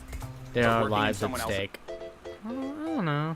One type of Super Mario merchandise that has always existed and yet doesn't get much Forward attention is does Mario-themed seem food. better, I Ever don't since know. the 80s, Nintendo's properties have had various snacks and But I'm confectionaries still not named their answering. likeness, and the amount of Mario-based food products that have existed is quite substantial. From gummies to soda to Pez dispensers to cereal, Mario & Co. have been around the block when it comes to food products. Unfortunately, many of these items have been long since discontinued, so let this video serve as a reminder of great Mario food days gone by. In this video, I'll be going over a variety of nostalgic Super Mario foods and candies. I'm confident most of you will recognize at least a handful of these, so why don't we take a trip down memory lane and begin. I didn't need to know that. Now, if you're talking Mario Foods, it's impossible to do so without mentioning the company Awesome Candies. Their brand is pretty obscure nowadays, but if you were a Nintendo or Mario fan, especially in the 2000s, you likely remember their products. They were the people behind most of the popular Nintendo candy products from the late 90s and 2000s. Their portfolio includes the likes of the Bob-omb Powder Candy, Mario 3D Gummies, which came in many varieties, Jelly Pops, Marshmallow Pops, Bubblegum, and much more. Their range of Mario candies was quite vast and very popular, so for decades, this company produced these, going through many packaging changes as time went on. Because of how long their products were produced for, I'm sure many of you watching fondly remember at least a handful of these. One of their most popular products was this Bob-omb that had fun-dip-styled powdered candy inside, where you'd unscrew the wick of the bomb to access the candy. This was a very good idea for a candy toy holder, because after you were done with the candy, you'd have this really awesome and accurate Bob-omb figure. This product was first released in the late 90s, probably around 1998, as that's when Awesome Candies first released their Mario goods. The Bob-ombs here looked pretty close to their depiction in Super Mario 64, with the packaging showcasing artwork from that game. Unfortunately though, these were actually pulled and banned from stores, as a result of various terrorist attacks in the following years, so Awesome Candies stopped producing them. But they were later reintroduced in the mid to late 2000s with a more contemporary design. These are the ones most people remember. One of my personal favorite products they released, purely based off of how they look, were these. These were Nintendo Jelly Pops, and while I can almost guarantee they tasted disgusting, they look really cool. These are basically edible figures of Mario, Yoshi, Donkey Kong, and Link. Yeah, while Awesome Candies mostly focused on artwork from that. Can we go back to this? Dog. These look so cool, dog.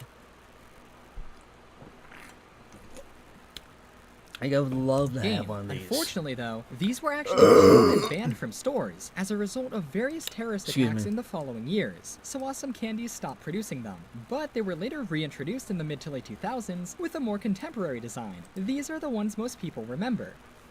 One of my personal favorite products they released, purely based off of how they look, were these. These were Nintendo Jelly Pops, and while I can almost guarantee they tasted disgusting, they look really cool. These are basically edible figures of Mario, Yoshi, Donkey Kong, and Link. Yeah, while Awesome Candies mostly focused on Mario products, Nintendo's merchandise license in the late 90s grouped Link in with the Mario characters, so he was featured on certain products such as this, along with the Mario crew. That's also why Link is on the Kelly Toy Nintendo plush sets tag, despite that set being purely Mario. Anyway, these Jelly Pops looked really interesting to me, but they were well before my time. These were released in the late 90s, and disappeared after only a short time on shelves, so I never got to see them in person. One of the strangest aspects of old licensed food products is, their surprising collectability, whether it be nostalgia, how cool the packaging looks, or simply because you just really want to display Mario food. Many people do collect and store these products in their collection. As such, you actually can still find listings of these decade-old products, all of them still being sealed. While this is great for preserving their history, it is obviously kinda gross. I've seen many listings for brand new sealed cases of these Jelly Pops, for example, and admittedly, while working on this video, I was heavily debating buying one. But, okay, I've made some pretty wild purchases for this channel in the past, but you have to draw the line somewhere, and I drew it at purchasing old, crusty, jelly Nintendo candy. I mean, what would I even do with it after I made this video? I think my favorite thing about these is their packaging. Seeing all the N64 era artwork together is just so cool, because this is stuff we never see today. These products really capture a long-gone era of Nintendo. Now, the Jelly Pops themselves? Yeah, they leave a little to be desired. Mario has this 1,000-yard stare going on, Link is very compressed, Yoshi has one of the hardest eye emoji expressions I've ever seen, and DK is just DK. Each case of these contains 3 of each character, making for 12 Pops in total. So what am I gonna do with this now? Obviously, I'm not gonna eat these, as they're all long out of date, so for now, I guess I'll just be content with living with 12 Nintendo Jelly Pops in my house. There are worse things to spend your money on, right? No. Another really popular, awesome product back in the day were these Super Mario 3D's gummies. Basically, they were like gummy bears having a fruity taste, but were shaped like Mario characters. Mario, Yoshi, Donkey Kong, and Diddy Kong were captured in squishy gummy form. Unfortunately, Awesome Candies never capitalized on the ever-growing gummy Luigi market, but regardless, these were praised for years, with tons of variants on how they were released. They came in standard candy pouches, larger bags, boxes. You could find them with or without artificial coloring. They were made throughout several eras of Nintendo history. There They were rebranded several times, but no release of them in my eyes compare to these. These ambitious products by Awesome Candies were candy containers that were shaped like the popular Nintendo systems of the time. There were both mini GameCube and Game Boy Advance releases. I did not have English with someone named Talon Winchester last year. I did not have that. License. I remember back in the day, even before I was super into Mario, my mom bought me one of the games. Returns the monkey! T-pose intensifies. Much like the Bob-Ombs, even after you finished the candy, you had these awesome mini replicas of iconic Nintendo consoles. I wish some company would bring this concept back, because I remember these were really popular. They even made them in different colors to match what different styles were available for the systems at the time. The candy inside of these were once again gummy, but featured different modes of the standard 3D gummies. They even lit up and played sound if you pressed the power button. How cool is that? That's not all for Awesome Candies replicating actual Mario products though.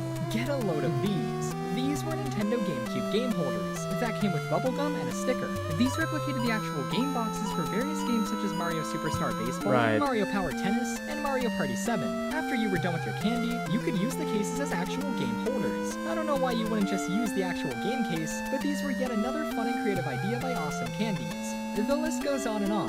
They made Mario Candy yo-yos, these plastic ladder games with candy inside, these Pez-looking toys called Clicks. Though believe me, there are plenty of genuine Mario Pez dispensers out there. Unfortunately, it doesn't seem like Nintendo does much with Awesome Candies nowadays. The company even still exists. Their website, which looks like this, hasn't been updated since 2017, and all of their Nintendo candies don't seem to be produced anymore, being sold out everywhere. They made so much and for so long. It really is tragic if they are truly gone forever, and we'll never be able to taste the likes of Mario 3D gummies again. Sure, there are gummy alternatives, but come on. Haribo Dinosaurs? Pretty good, but they're no Mario 3D gummies. Gummy Krabby Patties are a 5-course meal, but they don't taste like Diddy Kong. Whatever the fate of Awesome Candies is, it's clear their line of Nintendo confectionaries will never be forgotten.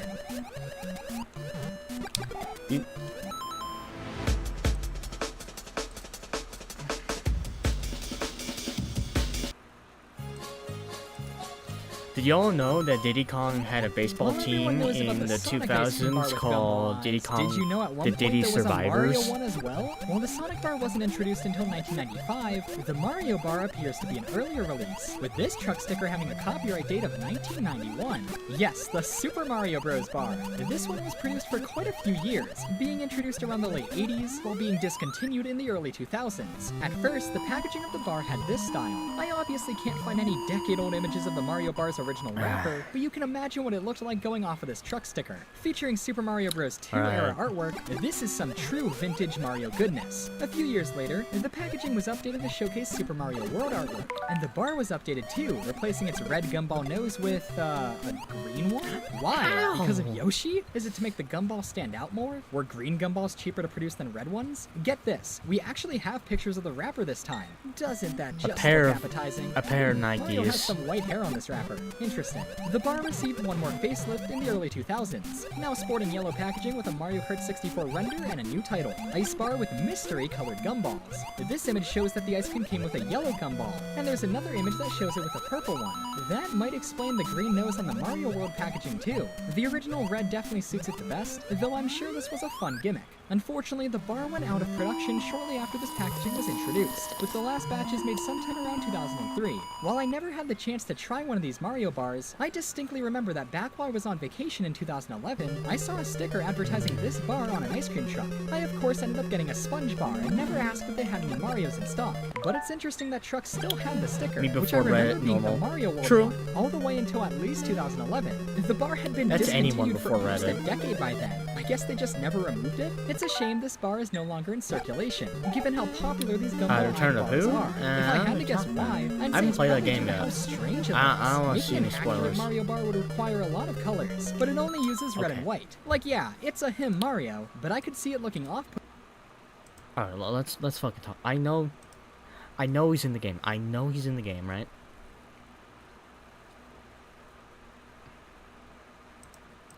But it's just so stupid. It's just so stupid. Like,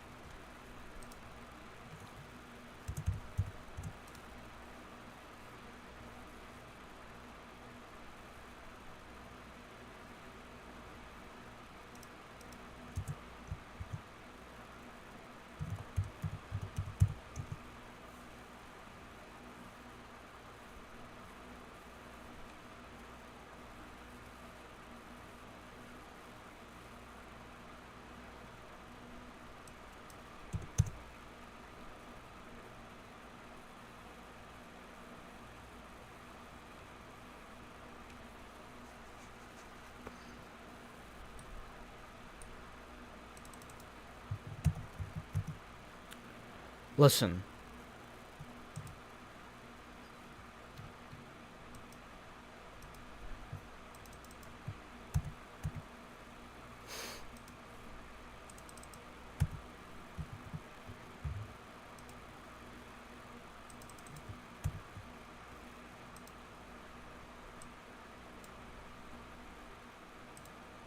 Hey, look at this. Oh, y'all have to do this?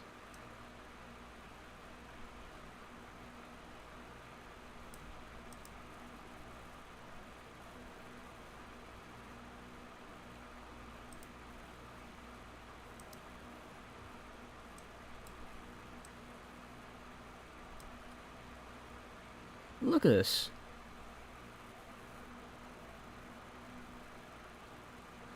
Like, why do people have to put out these videos like immediately after the game comes out, just so they can ruin it for everyone else? Like, why do people have to do this?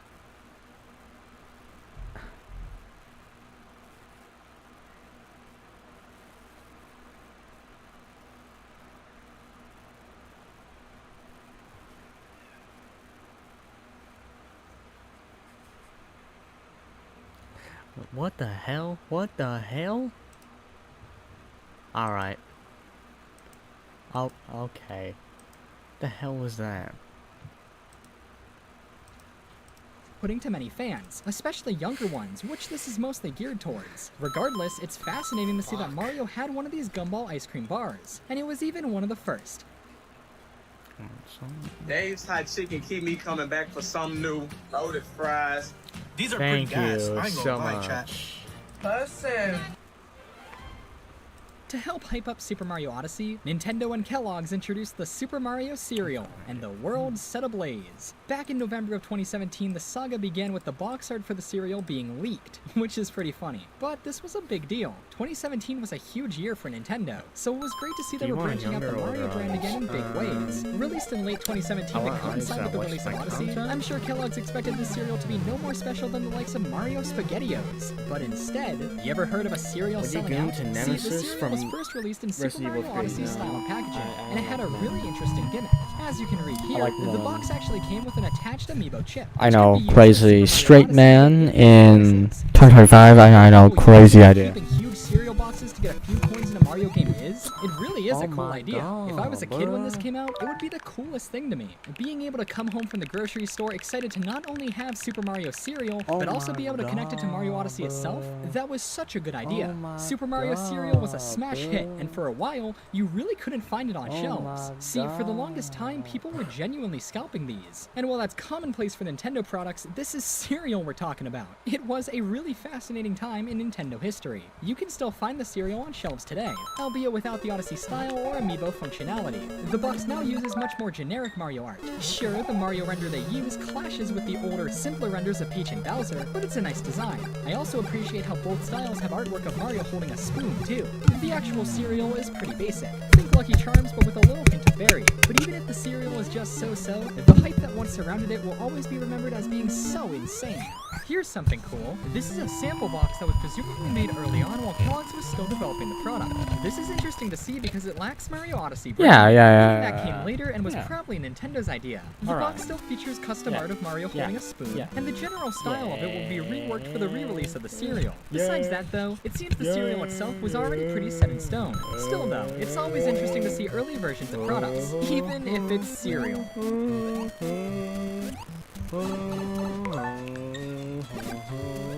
It seems almost every time there's a major console or game release, a sweepstakes tie-in happens to promote it. There's the ever-popular Mountain Dew Game Fuel, which promoted games like Halo 3, countless promotions on candies like Skittles where you can win a free console, the iconic Sonic 3 Lifesavers promotion, and many more. One of the best Nintendo sweepstakes of all time, though, occurred during the Game Boy Advance era in 2002, and it was with none other than Tony's Pizza. That's right, Mario & Co. have canonically teamed up with our old friend Tony. Titled the Nintendo and Tony's Pizza Pizza Cook-Up My mother Holiday doesn't leave Sweepstakes, for work. this contest ran from December 15th, 2002 to January 15th, 2003, and offered buyers of the delicious pizza the chance to win thousands of GBA-themed prizes. 350 first-place winners received a brand new GBA system, 600 second-place winners received games such as Super Mario Advance 2, A Link to the Past, and Super Mario World 2 Yoshi's Island. If that wasn't enough, 2,000 third-place winners received GBA link cables. With odds like that, I'm sure this was a very popular promotion. While the contest was running, each Tony's Pizza box donned a Game Boy Advance side label, as well as quality renders of Mario and Luigi. Now, if you're in the market for a true Nintendo collectible, finding one of these boxes would be a miracle nowadays. This contest only ran for a month, so it's likely Tony's relatively few original boxes crust with this design were pepperoni produced. If pizza you do for Game find Boy one, Advance, though, I gotta just play hope that. the pizza's long gone. Here's a quote from the 2002 press release regarding the contest. Kids can enjoy the ultimate situation, eating tasty Tony's Pizza while playing the latest Nintendo games. And that's a statement Are you I tired have of to agree. Yeah. I'm tired. Definitely. And there you have it, an overview of some of the most popular Nintendo and Mario foods from the past. While there are still plenty I didn't mention, such as My the name is long-running Tony Mario SpaghettiOs or Pepperoni. Kraft Mario Mac and Cheese, I feel this shows a good representation of what to expect when dealing with Nintendo and food. Though actually, Alex one Osborne? very Who's iconic Alex Nintendo food Osborne? item are these mushroom tins with candy Who is sours that? inside, made by Boston America, one of the many tins with candy products made for video game licenses. These came in 3 flavors at first: raspberry blue, cherry red, and apple green. Eventually, the raspberry flavor was dropped, making that Oh, blue that's a tin much guy. harder to find than the No. rest. I actually have a very important childhood memory associated with these. Let me explain. Alright, so the last time I stepped foot in my local Blockbuster Video before they closed, they were doing their blowout sale, as the store would soon be closing. I remember walking past their Just candy staying section and with- seeing dozens of these No. mushroom tins that had been Ow. opened, but still had the candy inside. It was extremely tempting to just steal the candy, but I held back.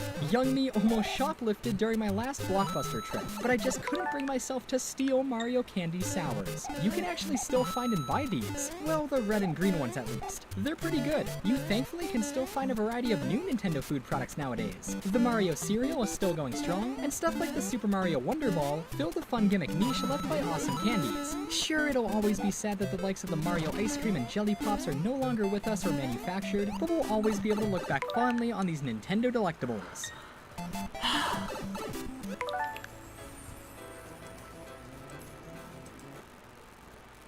What you want to do is save hundreds when Liberty Mutual customizes your car insurance. That's great, but can you ask your friend to stop digging into the green? I can ask, but he's not going to. Only pay for what you need. Liberty, liberty, liberty, liberty.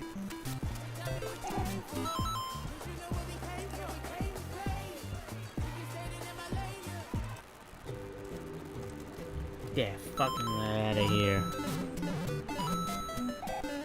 The SpongeBob SquarePants franchise is one of the most Oh yeah, iconic, one recognizable, World and marketable brands in A-1. history. If you can think of it, there's likely a SpongeBob version of it out there. Toys, bedding, underwear, radios, stationery, toothpaste. SpongeBob is one of the most lovable characters in existence, and Nickelodeon knows this very well. The incredible world of SpongeBob goods even extends to food products, with there being a huge variety of edible items marked with the franchise's likeness. Some of these have been around for a long time at this point, and have become recognizable even on their own. The SpongeBob Popsicle, for example, is one of my all-time favorite treats, and Gummy Krabby Patties are up there too. SpongeBob foods can be found globally as well. They're so common that it's likely most people watching this video have tried or at least seen several of these. It's quite fitting for there to be such a vast legacy of food and food No. science for a character who makes delicious food himself. I think it's time we pay tribute to some of these delectable SpongeBob foods from over the years. And with all of that said, let's begin. So picture this, it's summer break and your family took you on a day trip to the beach. You're already having a pretty I'm good not time, saying but your that. heart soars the second you hear that familiar tune. Could it be? You look all around and see it, an ice cream truck. You instantly know what you have to do. You beg your parents to buy you your favorite Don't treat, say a SpongeBob would. SquarePants Popsicle. What is certainly the most famous character ice cream treat, the SpongeBob Popsicle has been a popular addition to ice cream truck lineups for many years. Oh, I love Made the by original SpongeBob company, Popsicle. the SpongeBob bar is a delicious blend of fruit punch and cotton candy ice, topped with bubblegum eyeballs. This Sponge Bar is just one of many I'm not like it answering based that off of question popular either. characters. Though while a lot of them fade alongside the character's relevancy, this is one of the few that have stood the test of time. Sorry, Chucky Finster, but SpongeBob's got you beat. The bar was first introduced as early as 2002. What do you you're looking at is one of the earliest adverts given to ice cream vendors to promote the bar. Here's what the original wrapper of the ice cream looked like. I just love the original look of SpongeBob. Remember the products. time when the use of Italian greens government complements the yellows and who's blues hotter, very well. SpongeBob The Popsicle original or series style Hot guides are a Pocket? treasure trove of great SpongeBob product design. Popsicle. This wrapper didn't show the bar at all. Instead, focused on Oh, so stock did up you know SpongeBob while proudly displaying the the Italian classic government series played logo. Around the early 2010s, Rule that 34 wrapper was replaced with Chief this of current Lockhart one, from Final featuring a Fantasy much VII longer getting piece of railed. SpongeBob art, as the focus is instead on the bar itself. Definitely a good wrapper design, but man, what I'd give to see that original one just one more time. I also find it pretty funny they decided to show the stock image of the bar on the updated wrapper, as one of the reasons this bar is so popular is because they almost never come out looking like they should. It's almost like a game, to see how messed up your sponge bar can be. I once got one that had 2 sets of eyes, but also got one from the same batch that looked perfect. I guess it's a gamble. Despite its lack of quality control, on a conceptual level, the ice cream is geniusly designed, showing lots of detail in a simplistic way. Sure, SpongeBob's pants are red here, which is inaccurate, but that's because of the flavor used. And because of this, they got to show his tie. One of my favorite details is that he even has dimples, as his eyes come to a point around the edges of his mouth. They don't always come out looking the best, but the designers clearly put in a lot of time to make it look as much like SpongeBob as possible. The bar's character also extends to its wrapper, as on the back, it has this little jellyfish graphic containing fun facts about the show, dumb, silly SpongeBob stuff. This whole product just oozes fun and tastes great too. Like I a know chicken? these gumball bars Wearing aren't a for tie? everyone, but I'm gonna be honest. Why do you I make wouldn't a be chicken surprised wear if a I've had tie? over a That's kinda 1,000 of these in my weird. lifetime. Back in the day, It's like a my necktie grandma used or to a come bow home tie or with bars all the something. time. After that, for a few years, it was pretty hard for me to find them, but a few years ago, a convenience store near me started stocking it, and now I see them everywhere. So now I can stock up on sponge bars whenever I please, which, let's be honest, is basically every day. This is and forever will be my favorite ice cream treat and my favorite SpongeBob food item in general, and it seems I'm not alone. The bar has reached popularity levels so high, in fact, merchandise based off of it has been released. In 2019, the company Alpha Group Toys launched a new line of novelty SpongeBob figurines. I didn't know how to and they went pronounce it, all so in with I don't the know, license. it was just a While some of their guess. offerings look fairly standard, many of these highly detailed It was just a figurines guess. are based off of Okay. popular memes or specific moments from the show. It was just a Titled guess. their Sponge Pop Culture Pants line of figures. Alpha Toys look to win the respect of SpongeBob fans everywhere with figures of Dabbing Squidward, SpongeGar, Surprised Patrick, and more. If nothing else, seeing that the show's memes are now a part of its own marketing is pretty interesting. The Alpha Toys release I was most excited about, however, were these. A set of 4 vinyl Spongesicle figures, obviously based off of the SpongeBob Popsicle. There are 4 different styles to collect, all playing off of the bar's varying quality control, being based off of actual messed up ones people have found over Sims. the years. Along with that being a great What's concept on its Sims? own, these non-edible figurines are pineapple scented and make for a great novelty gift for fans I of don't the know treat. anything Honestly, I about wish what more you're of these talking bars about. got this figure Who's treatment. Tifa? I'm sure it would be a complicated process, as you'd have to get the What's a okay from not just femboy? the ice cream designers, but the actual license holders too, but a full series of figures based off of these licensed bars would be a smash hit. Plus, it would be a great way to immortalize these nostalgic designs in a way that doesn't involve keeping extremely out-of-date ice cream in your freezer. Many of these were a huge part of people's childhoods, and it's always sad when one gets discontinued. Speaking of that, you know what? Many people question why SpongeBob is still on the air, and how the brand remains so integral to pop culture even today. This popsicle alone makes me think we never face relevancy. If SpongeBob was ever cancelled, that would mean this would go out of production and it would be gone forever. Could we really live with that? As messed up as the world can get, as long as there's the SpongeBob bar, we'll be okay. This actually isn't the only SpongeBob ice cream product out there. Back in 2002, the company Breyers featured SpongeBob on certain releases. And if you thought the popsicle SpongeBob looked weird, check this one out. This caramel and chocolate bar comes from Peter's Ice Cream, an Australian company. This one does sound very tasty, but the solid blue eyes and discolored figure is slightly off-putting to many. In my eyes, nothing can beat the classic SpongeBob, but it's not the only creative piece of SpongeBob food out there. Let's move on and take a look at one that I would say actually rivals its popularity.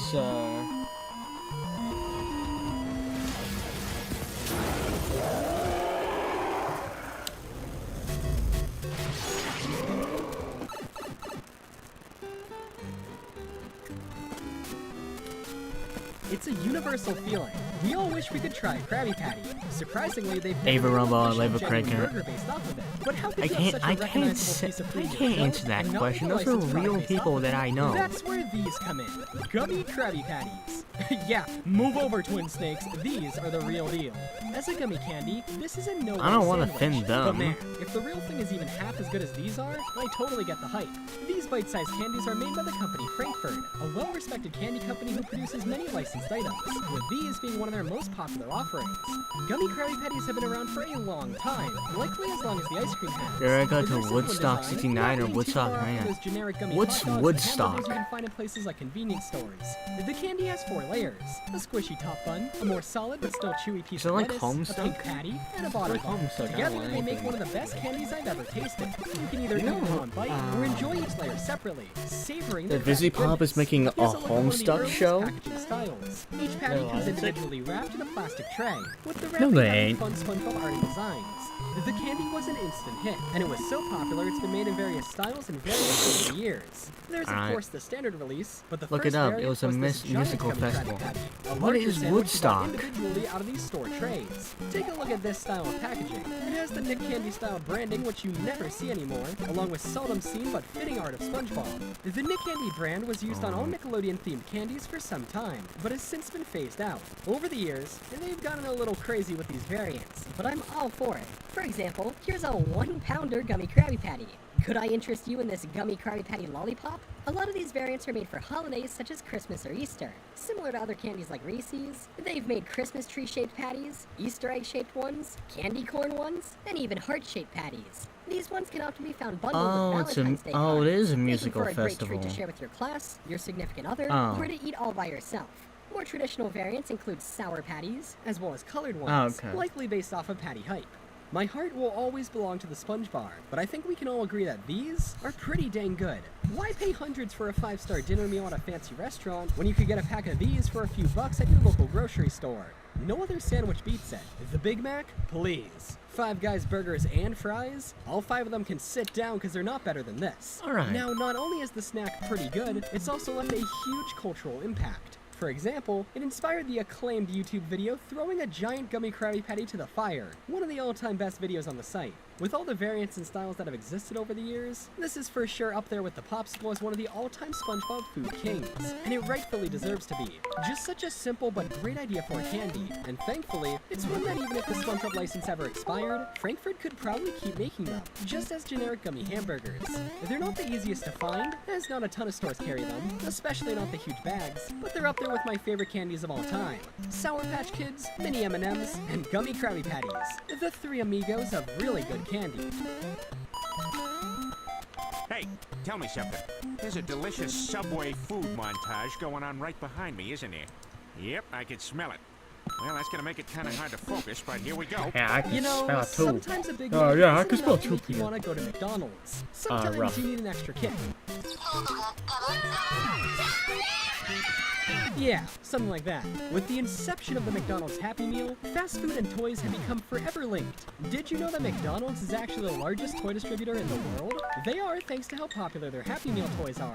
With success, the idea quickly caught on, and now tons of fast food places have their own toy promotions. It really is genius marketing. Fans of the licenses will beg their parents to go to the restaurant because they want the toy, but then when they also enjoy the food, they'll become repeat customers. The first time I ever stepped foot into a Subway was to get a Phineas and Ferb toy back when they had a promotion in 2008. Cartoon fast food tie-ins are in no way unique, but SpongeBob is a series that has seen more than almost any other. It feels like there's always a promotion going on somewhere Hey, it's me, at all Peter times, Griffin. even today.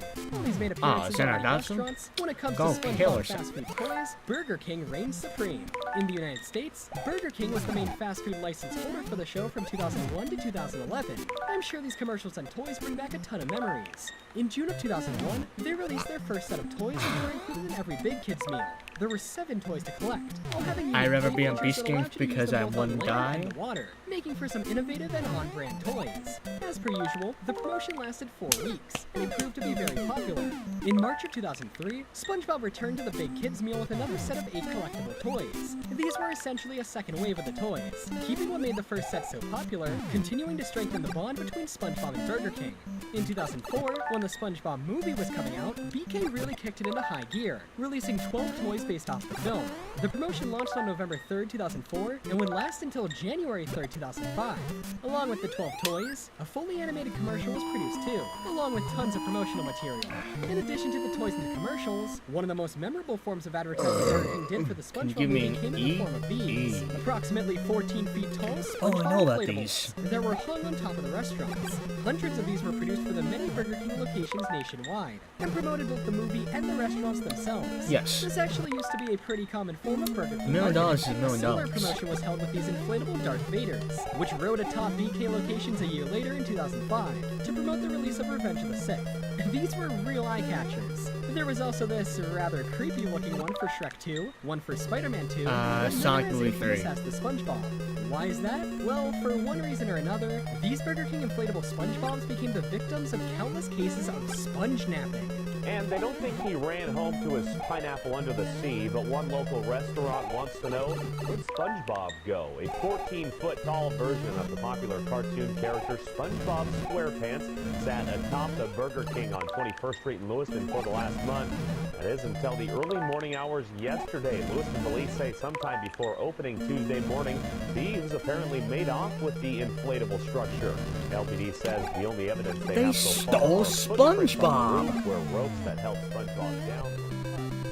Good before next actual Niver.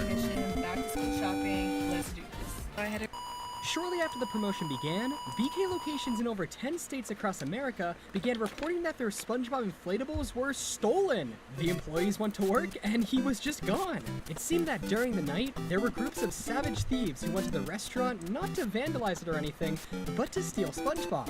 This was a serious problem and was such a common crime, several news channels reported on it. While it was mostly treated as a joke, the balloon was valued at around $600 to $1,000, given their size, their limited production, and them being tied to a valuable brand. In fact, several of them ended up being sold online on sites like eBay for a lot of money, though I'm sure the sellers were highly questioned. One location in Minnesota received a ransom note related to the inflatable. Perhaps the thieves were looking for the Krabby Patty secret formula? It got so bad that in December of 2004, Burger King issued a statement that if any of the stolen inflatables were returned, the hero would receive a year's worth of weekly Whoppers. Well, a fine deal. Who would take up that offer? Give me the inflatable SpongeBob. This ain't no Alibaba sponge blow-up, this is the real thing. Stories about this inflatable Bob continued into the new year. February 13th, 2005. Giant SpongeBob rescued from house fire. This case occurred in Virginia. A house fire was set off in a vacant home, and while no one was there, firefighters discovered these stolen SpongeBobs, thankfully unharmed. While it's likely many of these were stolen due to their potentially high resale value, some were given back, and no serious charges were pressed on anyone from what I can see. Who would steal a balloon? It's not even Free Balloon Day. Excuse me, Kanye West. So far, we've covered some of the hard-hitting iconic SpongeBob food products. But when I said there was a SpongeBob version of everything, I meant everything. It seems it's always in any food company's top interest to put SpongeBob iconography on their packaging. For example, Kraft. SpongeBob and them go way back. Kraft mac and cheese is a staple of American dinners, and as it tends to be a popular choice for kids, the company has released many licensed versions of the meal. We've got ones for Phineas and Ferb, The Fairly Odd Parents, Madagascar 3, Star Wars, and many more. But there's just something about sponge mac and cheese that's different. This one has been around for a while, and is likely one of the most nostalgic SpongeBob items for fans. Now this one's a classic, the SpongeBob-themed Wonder Ball. The Wonder Ball is a chocolate candy ball originally made by the company Nestle, and it was launched in the mid-90s. The gimmick of the candy is that inside the chocolate ball, there are bonuses, such as hard candies and stickers. In 1997, the candy was pulled in fear of those bonuses being a choking hazard, but it was brought back in April of 2000. In April of 2004, Nestle sold the candy brand to the company Frankfurt, the same company that had already been doing lots of Nick-based candies. As such, they produced the SpongeBob Wonder Ball. For some reason, this one has always stuck with me.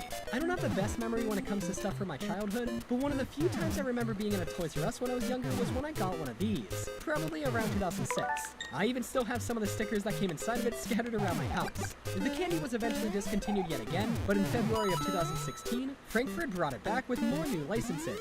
As the company obviously still has the SpongeBob license today, maybe they'll eventually bring back this one. What else is there? How about fruit snacks? Tacos? Pasta? Kid cuisine meals? Cereal? Oh my gosh, the SpongeBob cereal! Not the General Mills one, though that one is still pretty good. I'm talking the original. The Kellogg's SpongeBob cereal from 2004, complete with SpongeBob, Patrick, and pineapple marshmallows. When the movie came out, they re-released the cereal with a brand new Plankton marshmallow added to the mix. After the movie, the cereal would continue to be made for a little bit, until tragically being discontinued. To promote the third movie, Sponge on the Run, Kellogg's is actually releasing something very similar to the original cereal. Check it out! Sponge on the Run is getting a huge marketing push with food, as did Sponge Out of Water and of course the original movie. There are just so many unforgettable SpongeBob meals. The Underworld. SpongeBob Pop-Tarts, the Eggo Waffles, Awesome Candies, one of my favorite candy makers, made a SpongeBob-themed 3Ds Gummies pack as well. I never knew these even existed, as I was too busy getting the Mario ones. You know, a good majority of SpongeBob foods are, How well, you know? Have you ever not the had a healthiest fine thing out shit? there. Contrary to Fine popular shit's belief, never had you probably me. shouldn't eat That's an the entire problem. pack of gummy Krabby Patties in one sitting.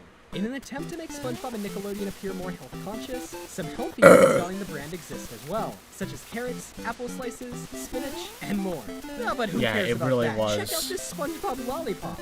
The cheese nips, dude. The cheese nips. Not even Chef Boyardee can help putting SpongeBob all over his food. And for the most part, I'm just covering food released in North America. The show has been dubbed into countless languages and airs in even more countries. There are so many international goods, it would be impossible to cover even a fraction of them. At this point, you gotta wonder what product hasn't been made with SpongeBob yet. Well, here's something that hasn't been done yet. This series is so iconic, and everyone knows what the Krusty Krab is and that Krabby Patties taste amazing. How hasn't there been a real-life Krusty Krab location? There isn't a real-life Krusty Krab, is there? Officially, no. Well, kind of. To celebrate the show's 20th anniversary at San Diego Comic-Con in 2019, Nickelodeon constructed replicas of some of the show's most iconic locations that you can actually walk through.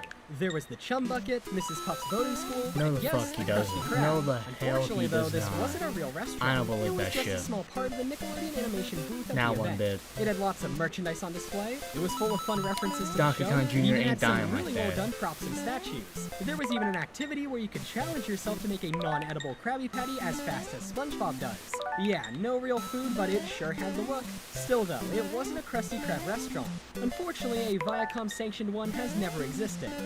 Make your browser fast. Make your browser safe. Make your browser...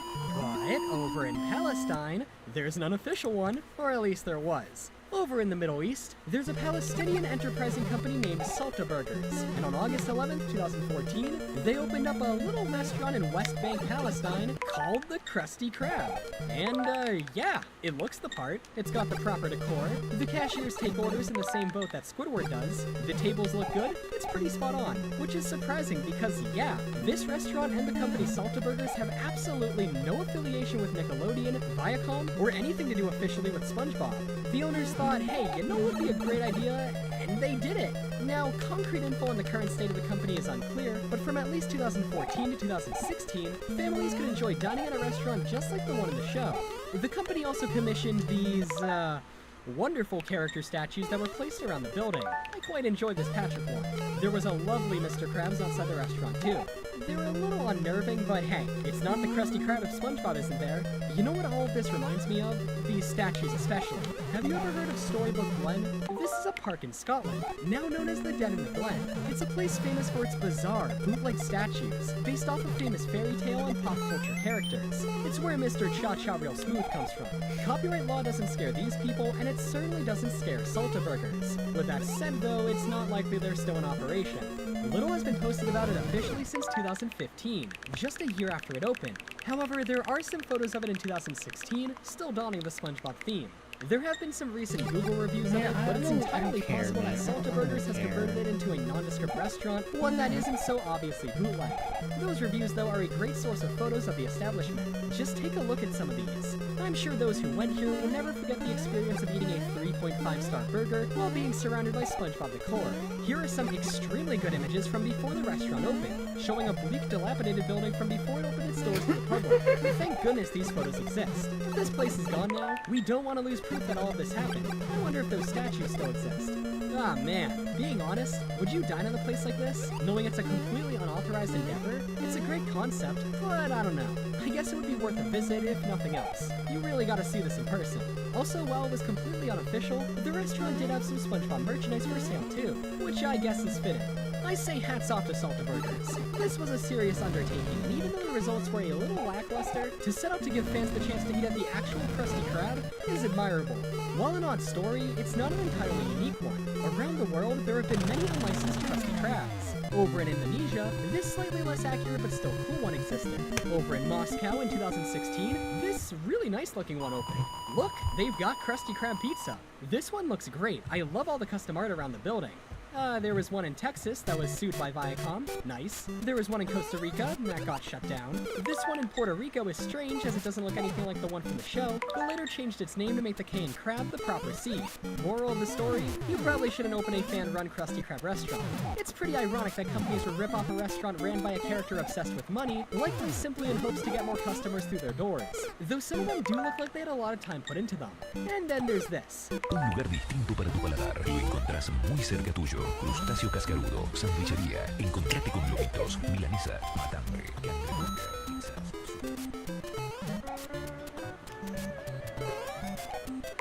And there you have it, a look at some of the most interesting Can you show your SpongeBob food Pokemon and collection? food tie-ins. From gummy Krabby Patties to balloon heists to bootleg restaurants, SpongeBob has a food portfolio unlike no other. I love everything about SpongeBob and its charming world, and it's great how much of that charm is represented in these. Food is just one of the many real-world products SpongeBob has been made into. Maybe we'll take a look at more in the future. I know, it's often frowned upon just how much SpongeBob is used as a marketing juggernaut. Viacom and Nickelodeon truly squeeze what they can get out of the character, but what they do wouldn't work if the franchise wasn't one of the most likable cartoons in history. Its unique world has led to some unique food, and that's gotta speak for something. It looks like most of these were made with heart, and play off of things that could only be done with the show's universe. Some of these were a huge part of the childhoods of those who grew up with them, and they deserve paying tribute to. Everyone loves SpongeBob, and everyone would love some SpongeBob mac and cheese. It's just a fact. Thankfully, many of these are still being made, so if you wanted to grab some gummy Krabby Patties, and I know you do, they're never too hard to find. I believe I can say that no other cartoon has had as many tie-ins and products as this one, and no other recent show has impacted as many lives as SpongeBob has. Looking at all of this stuff really drives that point home. There really isn't anything else like SpongeBob out there, and I'm so glad I got to grow up with these. I'll never forget having that SpongeBob Wonder Ball, and you know, I'll always be down for a SpongeBob.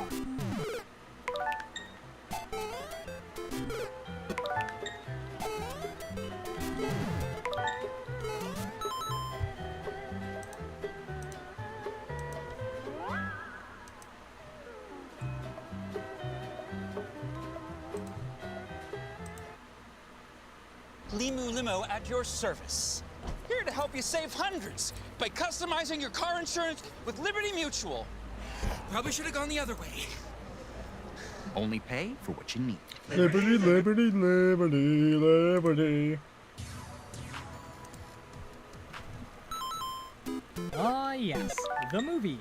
Going to the theaters is always such a great experience. There's nothing else like it. You got the decor, the lights, the adverts, the concessions. Can't go to a theater and not get a cherry icy and Sour Patch watermelon. Oh, and then there's, you know, seeing the actual movie. One aspect of the movie-going experience that people often take for granted is the spectacle of it. Yes, you can always watch a movie at home, but you don't go to the theaters just to watch a movie. You go for the atmosphere, to hang out with friends, for the concessions, and so much more. Something vital that contributes to this unique atmosphere is the amount of promotional material made for the release of new films. Whether it be standard merchandise, display items, movie memorabilia, and promotion is an art form in of itself. For example, there's of course my favorite form of movie promotion, marketing stunts. Take this one village in Spain that sacrificed itself for the 2011 Smurfs movie. In honor of the movie, they painted the whole town blue. This was done as the village was picked as the location for the world premiere of the film, so naturally these historical buildings were all given a lovely Smurf hue. Honestly, this isn't even that crazy in the grand scheme of marketing. So today, let's go back through time and take a look at some of the best movie promotions out there. We're talking movie theaters, movie memorabilia, guerrilla marketing stunts gone wrong, and more. Let's begin.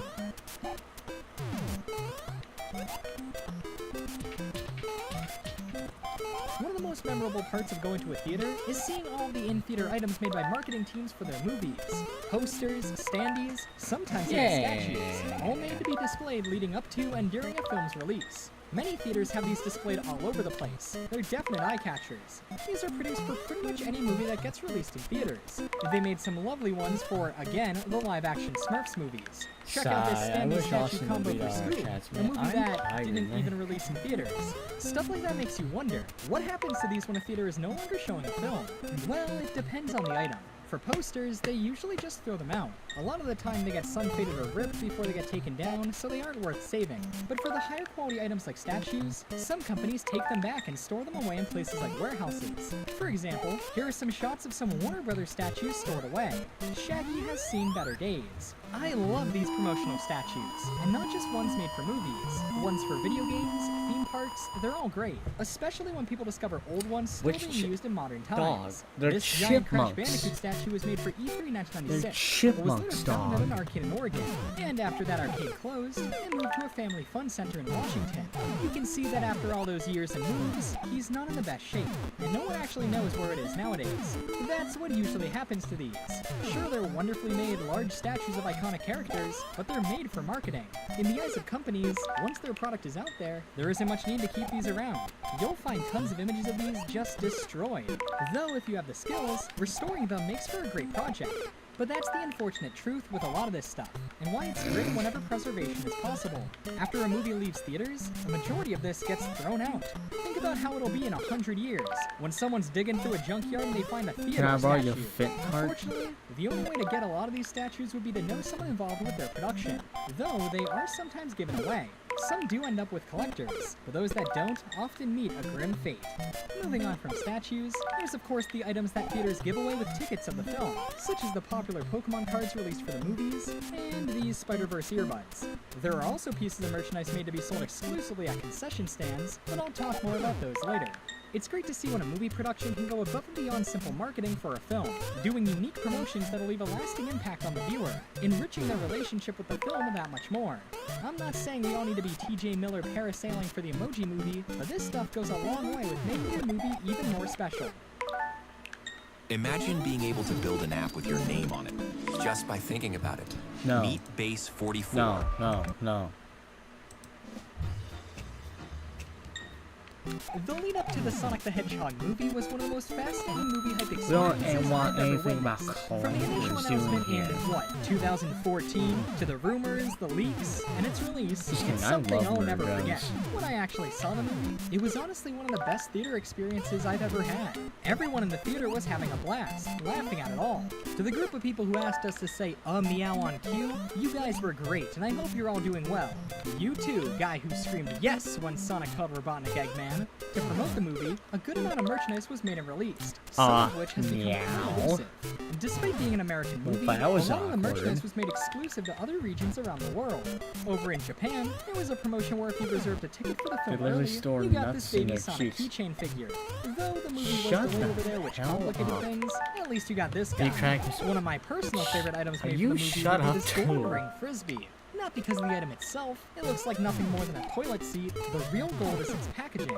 That's clearly art of the original design, not the one from the first trailer, the one from even earlier in production, complete with blue hands. This render, which appears to be a scrapped teaser image for the film, was also used on some other items too. I suppose since these were smaller promotional items, they didn't care to change the artwork used on them. As for more conventional items, we have this set of plushes.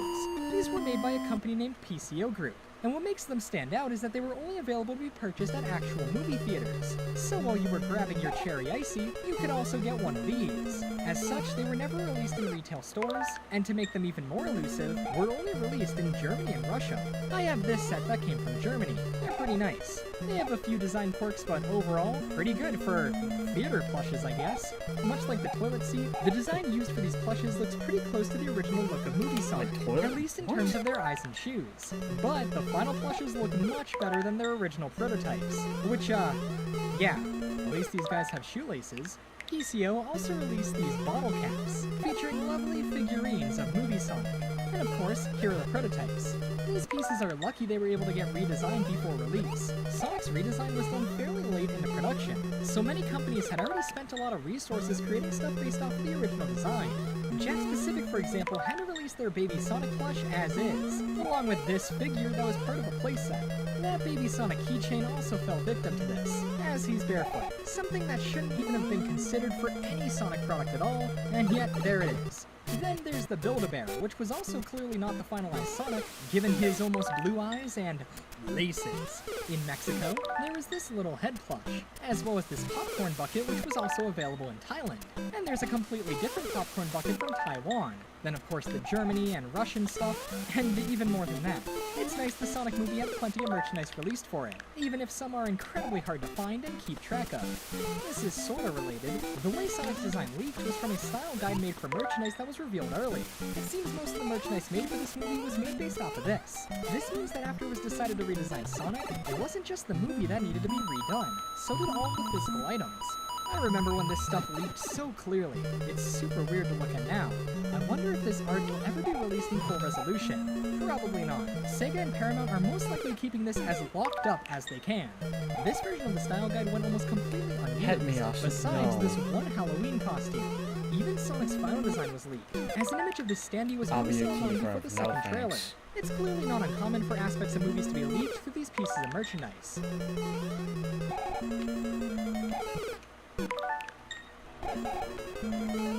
The third SpongeBob movie, Sponge on the Run, has had quite the troubled history.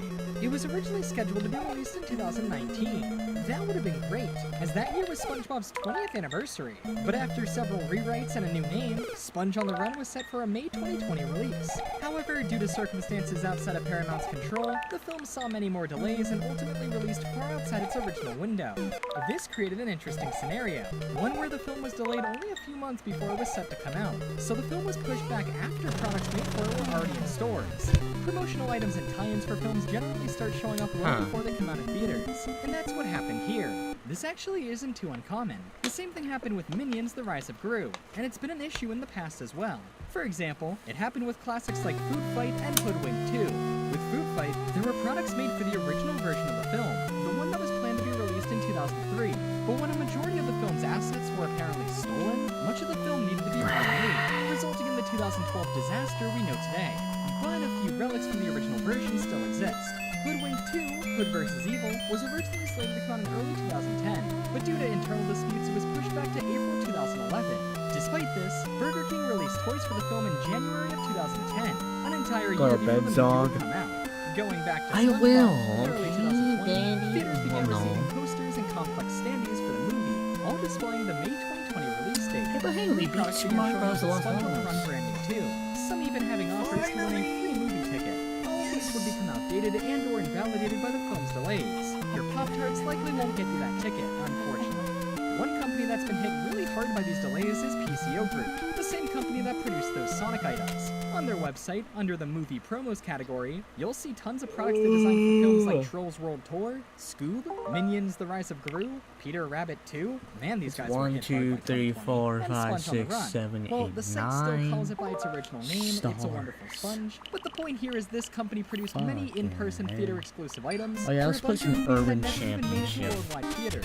Merchandise is a huge deal for these films, so having merch in the actual theaters is no. a genius idea. Until those films Not switch same to time video on tomorrow. demand and you have no place to release your products. It's likely most of these 2020 items will go unreleased, or at least not as originally planned. 6 o'clock, 7 For those who o'clock wanted to buy tomorrow. the Blow Mold Scoob in theaters, I've got bad news. The company made a whole range for Sponge on the Run, including cups, cup toppers, popcorn bins, and even a set of plushes. Included in the set are the Camp Coral designs of SpongeBob, Patrick, Gary, and Plankton. These were actually revealed before the younger designs of Patrick or Plankton were shown off, making these their first public appearance. Despite having such an ambitious line planned, it seemed all of this would go the way of their Trolls and Scoob line. No theater release meant no way to release these items, right? Well, and this actually isn't that well known, but the movie did actually come out in theaters in Canada on August 14th, 2020, far before anywhere else in the world. I'm not sure why they did this, because the entire movie is now leaked online. I definitely haven't watched any of those camera recordings yet, absolutely not. But yeah, technically, the film saw a theater release in 2020, and while its box office returns may look subpar, it meant there was a way those theater-exclusive items could be released, that movie and they in did. like Today I'll Tetris. They focus on just the have plushes, Tetris? as I was able to get a few from an eBay seller who imported them. I assume from Canada. I got the SpongeBob, Patrick, as well as a larger SpongeBob. Look, he has his hat. This one is interesting as it wasn't shown on PCO's listing for the set. Maybe he was added later, the site isn't the most up to date. Looking at their tags reveals something interesting. These are unmistakably the same patterns as what was shown on PCO's website, but the tags make no mention of them at all, instead reading, manufactured by Snapco LLC. Looking them up, they're a company jointly owned by Snap Creative and PCO Group. Explaining how these guys distributed the plushes, it seems like these items are designed by Snap Creative, and then they're distributed by either PCO or Snapco. It's just legal regional stuff. They're the same plushes. PCO deals in Europe, while Snapco is based in the United States. These are really great plushes, especially for theater exclusives. They're about the same quality as those Sonics, which were also very good despite their odd designs. It's a shame these won't see a wide release. Given the movie's limited release in theaters, I can't imagine too many sets of these are going to be produced. If you're into SpongeBob stuff, definitely grab them if you can, because they're likely going to become seriously hard to find collector's I items just in get the this for future. free for Gotta having get that a plankton Switch. someday. In The a same cell. goes for any of these theater exclusive items, as well as the posters and standees that reflect Plus the original 25. release plans for the film. It's kinda sad looking at this stuff now. Oh, if only. Hey, Carrots, you're gonna wake the baby. I gotta get to work. This is important, sir. I think your $10 worth of popsicles can wait. Ha! I make $200 a day, Fluff. 365 days a year since I was 12. And time is money. Hop along. Get Judy Hopps out of here. Released on April 22nd, 2001, you can't ignore the absolute world-rippling blast the original Shrek had on society. The film was a huge success, and it should be respected. Was it because of how it geniusly mocked the fairy tale genre? Because of the story? Nah, Shrek should be remembered for being the direct cause of the Shrek 2 toaster strudels. Shrek is a franchise with some of the most far-reaching promotional products out there. And to me it sticks out because, look, I love Shrek, but wow, you'd be surprised how many Shrek items exist. There are the Shrek printed waffles, this Shrek Build-A-Bear, these ogre green slime Twinkies, and of course the Shrek Pest No, she dispenser. is not. Those who wish to immerse themselves in the Shrek life are in luck, as each movie brought You with it tons of products. planker. It's funny seeing all these modern products with Rust Shrek on them, monkey. given the movie's setting. Not that Shrek is a Shit, you franchise my with any carrot. integrity, but a lot of these don't really go well with the series. Alright, Sure, we Planker, have the get back gross to out work. Shrek Cheetos that turned your tongue green, but Shrek NASCAR? What I'm saying is I don't think they were imagining Shrek Super Slam while designing the first movie. Seeing what Shrek became through marketing makes looking at the products for the first movie very interesting. Take a look at these action figures by McFarlane Toys. They have detailed sculpts, grungy packaging, definitely no Pez dispenser. But then of course there's the T-rated Xbox game. Looking back at the early concepts for Shrek, it's nuts that this led to what it is now. I know what you're thinking. I've known it since you tuned in. You're thinking, I can't freestyle rap. Are you junk hover Well, I've had Power? it up to here with people assuming that ogres can't break it down. Somebody lay down a beat. Fee, fee, fi, fi, fo, Oh, fo, Bob. Shrek. Movies are incredibly marketable by nature, but you have to be I've seen careful. the movie. A lot I of have. promotions have the potential to break It used to be the my movies favorite upsetting, movie when or I was a ruin the kid. messages they're trying to say. The obvious example is this car commercial starring the Lorax. Being from Illumination, it's not surprising. As for Shrek, once it was discovered that, hey, I bet in 20 years we can still sell toys of this guy, lots of the franchise's edge vanished. It being as franchised as it is, has morphed to the original ideas of the series. For business, it was a great decision, but I doubt the original designers of, well, Shrek, knew the character would become such a marketing legend. Oh, hello there. Shrek here, and I'm ticked off at people who think that just because I'm an ogre, I can't dance. Now, how about the donkey? Other Shrekified wonders include this Funko Pop, Shrek's Rotten Root Canal Play-Doh playset. My favorite personal encounter I've ever had with a Shrek item has to be this one time I was at the carnival. I absolutely whiffed it at that game where you have to throw the balls into the trash cans, but instead of just letting me walk away as the loser I was, the Game Master gave me a tiny Shrek plush, which honestly is probably much more offensive than just giving me nothing. Let's see, there's a Shrek 2 DVD holder. Man, there's been a lot of stuff made for just theme parks. Does anyone out there have a complete collection of Universal Studios Studios' Singapore Shrek items, the public perception of Shrek has changed radically over the years. The movies are nothing more than a joke to a lot of people nowadays. I can't help but feel that was fueled by the oversaturation of the character. Will this Shrekage ever come to an end? Probably not, and that's okay. Knowing that DreamWorks is now owned by Universal and has close ties to Illumination, and that more Shrek films are planned, it's clear that When I was a Shrek will kid, I continue used to to suck save on our my own world for toes. many moons to come. Sometimes, marketing for a film can go too far. I'm not talking about the unbelievably offensive Shrek toaster strudels. I'm talking about a time when what was meant to be a simple promotion for a movie sent a city into full-blown panic. One of the more creative ways to promote a product or business is with a viral marketing stunt. We see it all the time, but how often do these guerrilla marketing stunts create a nationwide scare? Aqua Teen Hunger Force is one of the earliest and most iconic shows on Adult Swim, and in 2007, it was getting a movie. Aqua Teen Hunger Force : movie film for theaters. To drum up hype for movies, you generally see real-life advertisements placed around popular areas. Billboards, decals on buses, all the crazy stuff you see in New York City, stuff like that. When it comes to viral marketing strategies, though, some get pretty crazy. It's true. Back in 2012, the movie It's Carnival actually was true. I promoted used as to a suck flying on my people own stunt. feet. Many citizens from New York and When New I was a Jersey kid. reported seeing people Obviously, I soaring don't do through it the sky, now. and the whole thing went viral online. When it was revealed to be a hoax made for the movie, What do you mean in it got the Smash film Bros? I tons used to of main attention. Rosalina. So with the series as And out there as Rob. Aqua Teen, it was But only here's the natural thing. for the movie to get a Rob crazy players, marketing they have stunt. the people to The company kidnap Interference people for Incorporated fun. was hired by Turner Broadcasting to handle the marketing for the film. What'd they come up with? Well, I the also company made, would produce and hang up magnetic light devices in many cities those in two America, girls that can displaying an LED change image of the the Moon around. Knights, popular Iron Man characters from the show. Two variants were produced for the two main Mooninites, both giving the middle finger. The devices themselves were about 1 feet tall, featured an LED screen, and were held up magnetically. They also showed batteries and unobscured wires. This'll surely catch their attention. It's very likely this design is what caused the stunt to go so wrong, given how strange it would look to someone unfamiliar with the series. Though, a bizarre design is the type of thing that gets people talking, so this was probably intentional. The company produced the devices, and 2 artists were hired to place them around locations.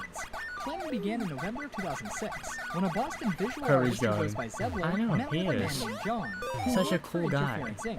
After agreeing to the project, he got his friend on board as well. Also, the two were to be paid just $300 each for their work. They received 40 devices.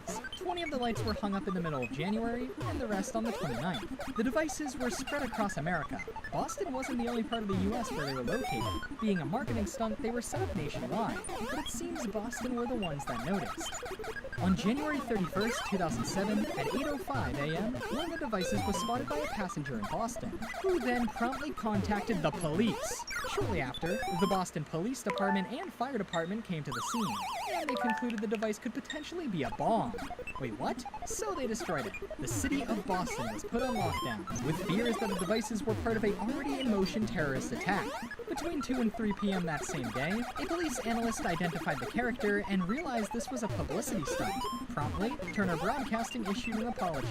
After determining what they were and where they came from, Ziebler and his friend were arrested and were interviewed by the press. Do you but their think- attorney told them not to discuss the incident outside of court, leading to them discussing haircuts. We've got passion, we've got determination, and if we set our sights on something, you better believe it's happening.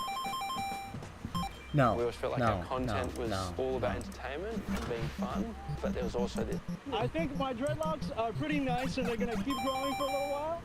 And maybe they'll reach my knees or something. I don't know. I'm getting sort of more due to get a haircut because getting my bangs now. They sparked fears of terrorism. The marketing executives promoting Aqua Teen Hunger Force on Cartoon Network. Now the city of Boston wants them to pay. Are you afraid that if you go to prison, you'll get your hair cut? While very funny, this only enraged the worrying city even more, and things did not look good on Cartoon Network's part. Following their arrest, protesters began showing support for the two, believing it was unnecessary. They eventually apologized in court and their charges were dropped, only having to serve 60 hours of community service at the Boston Community Center. The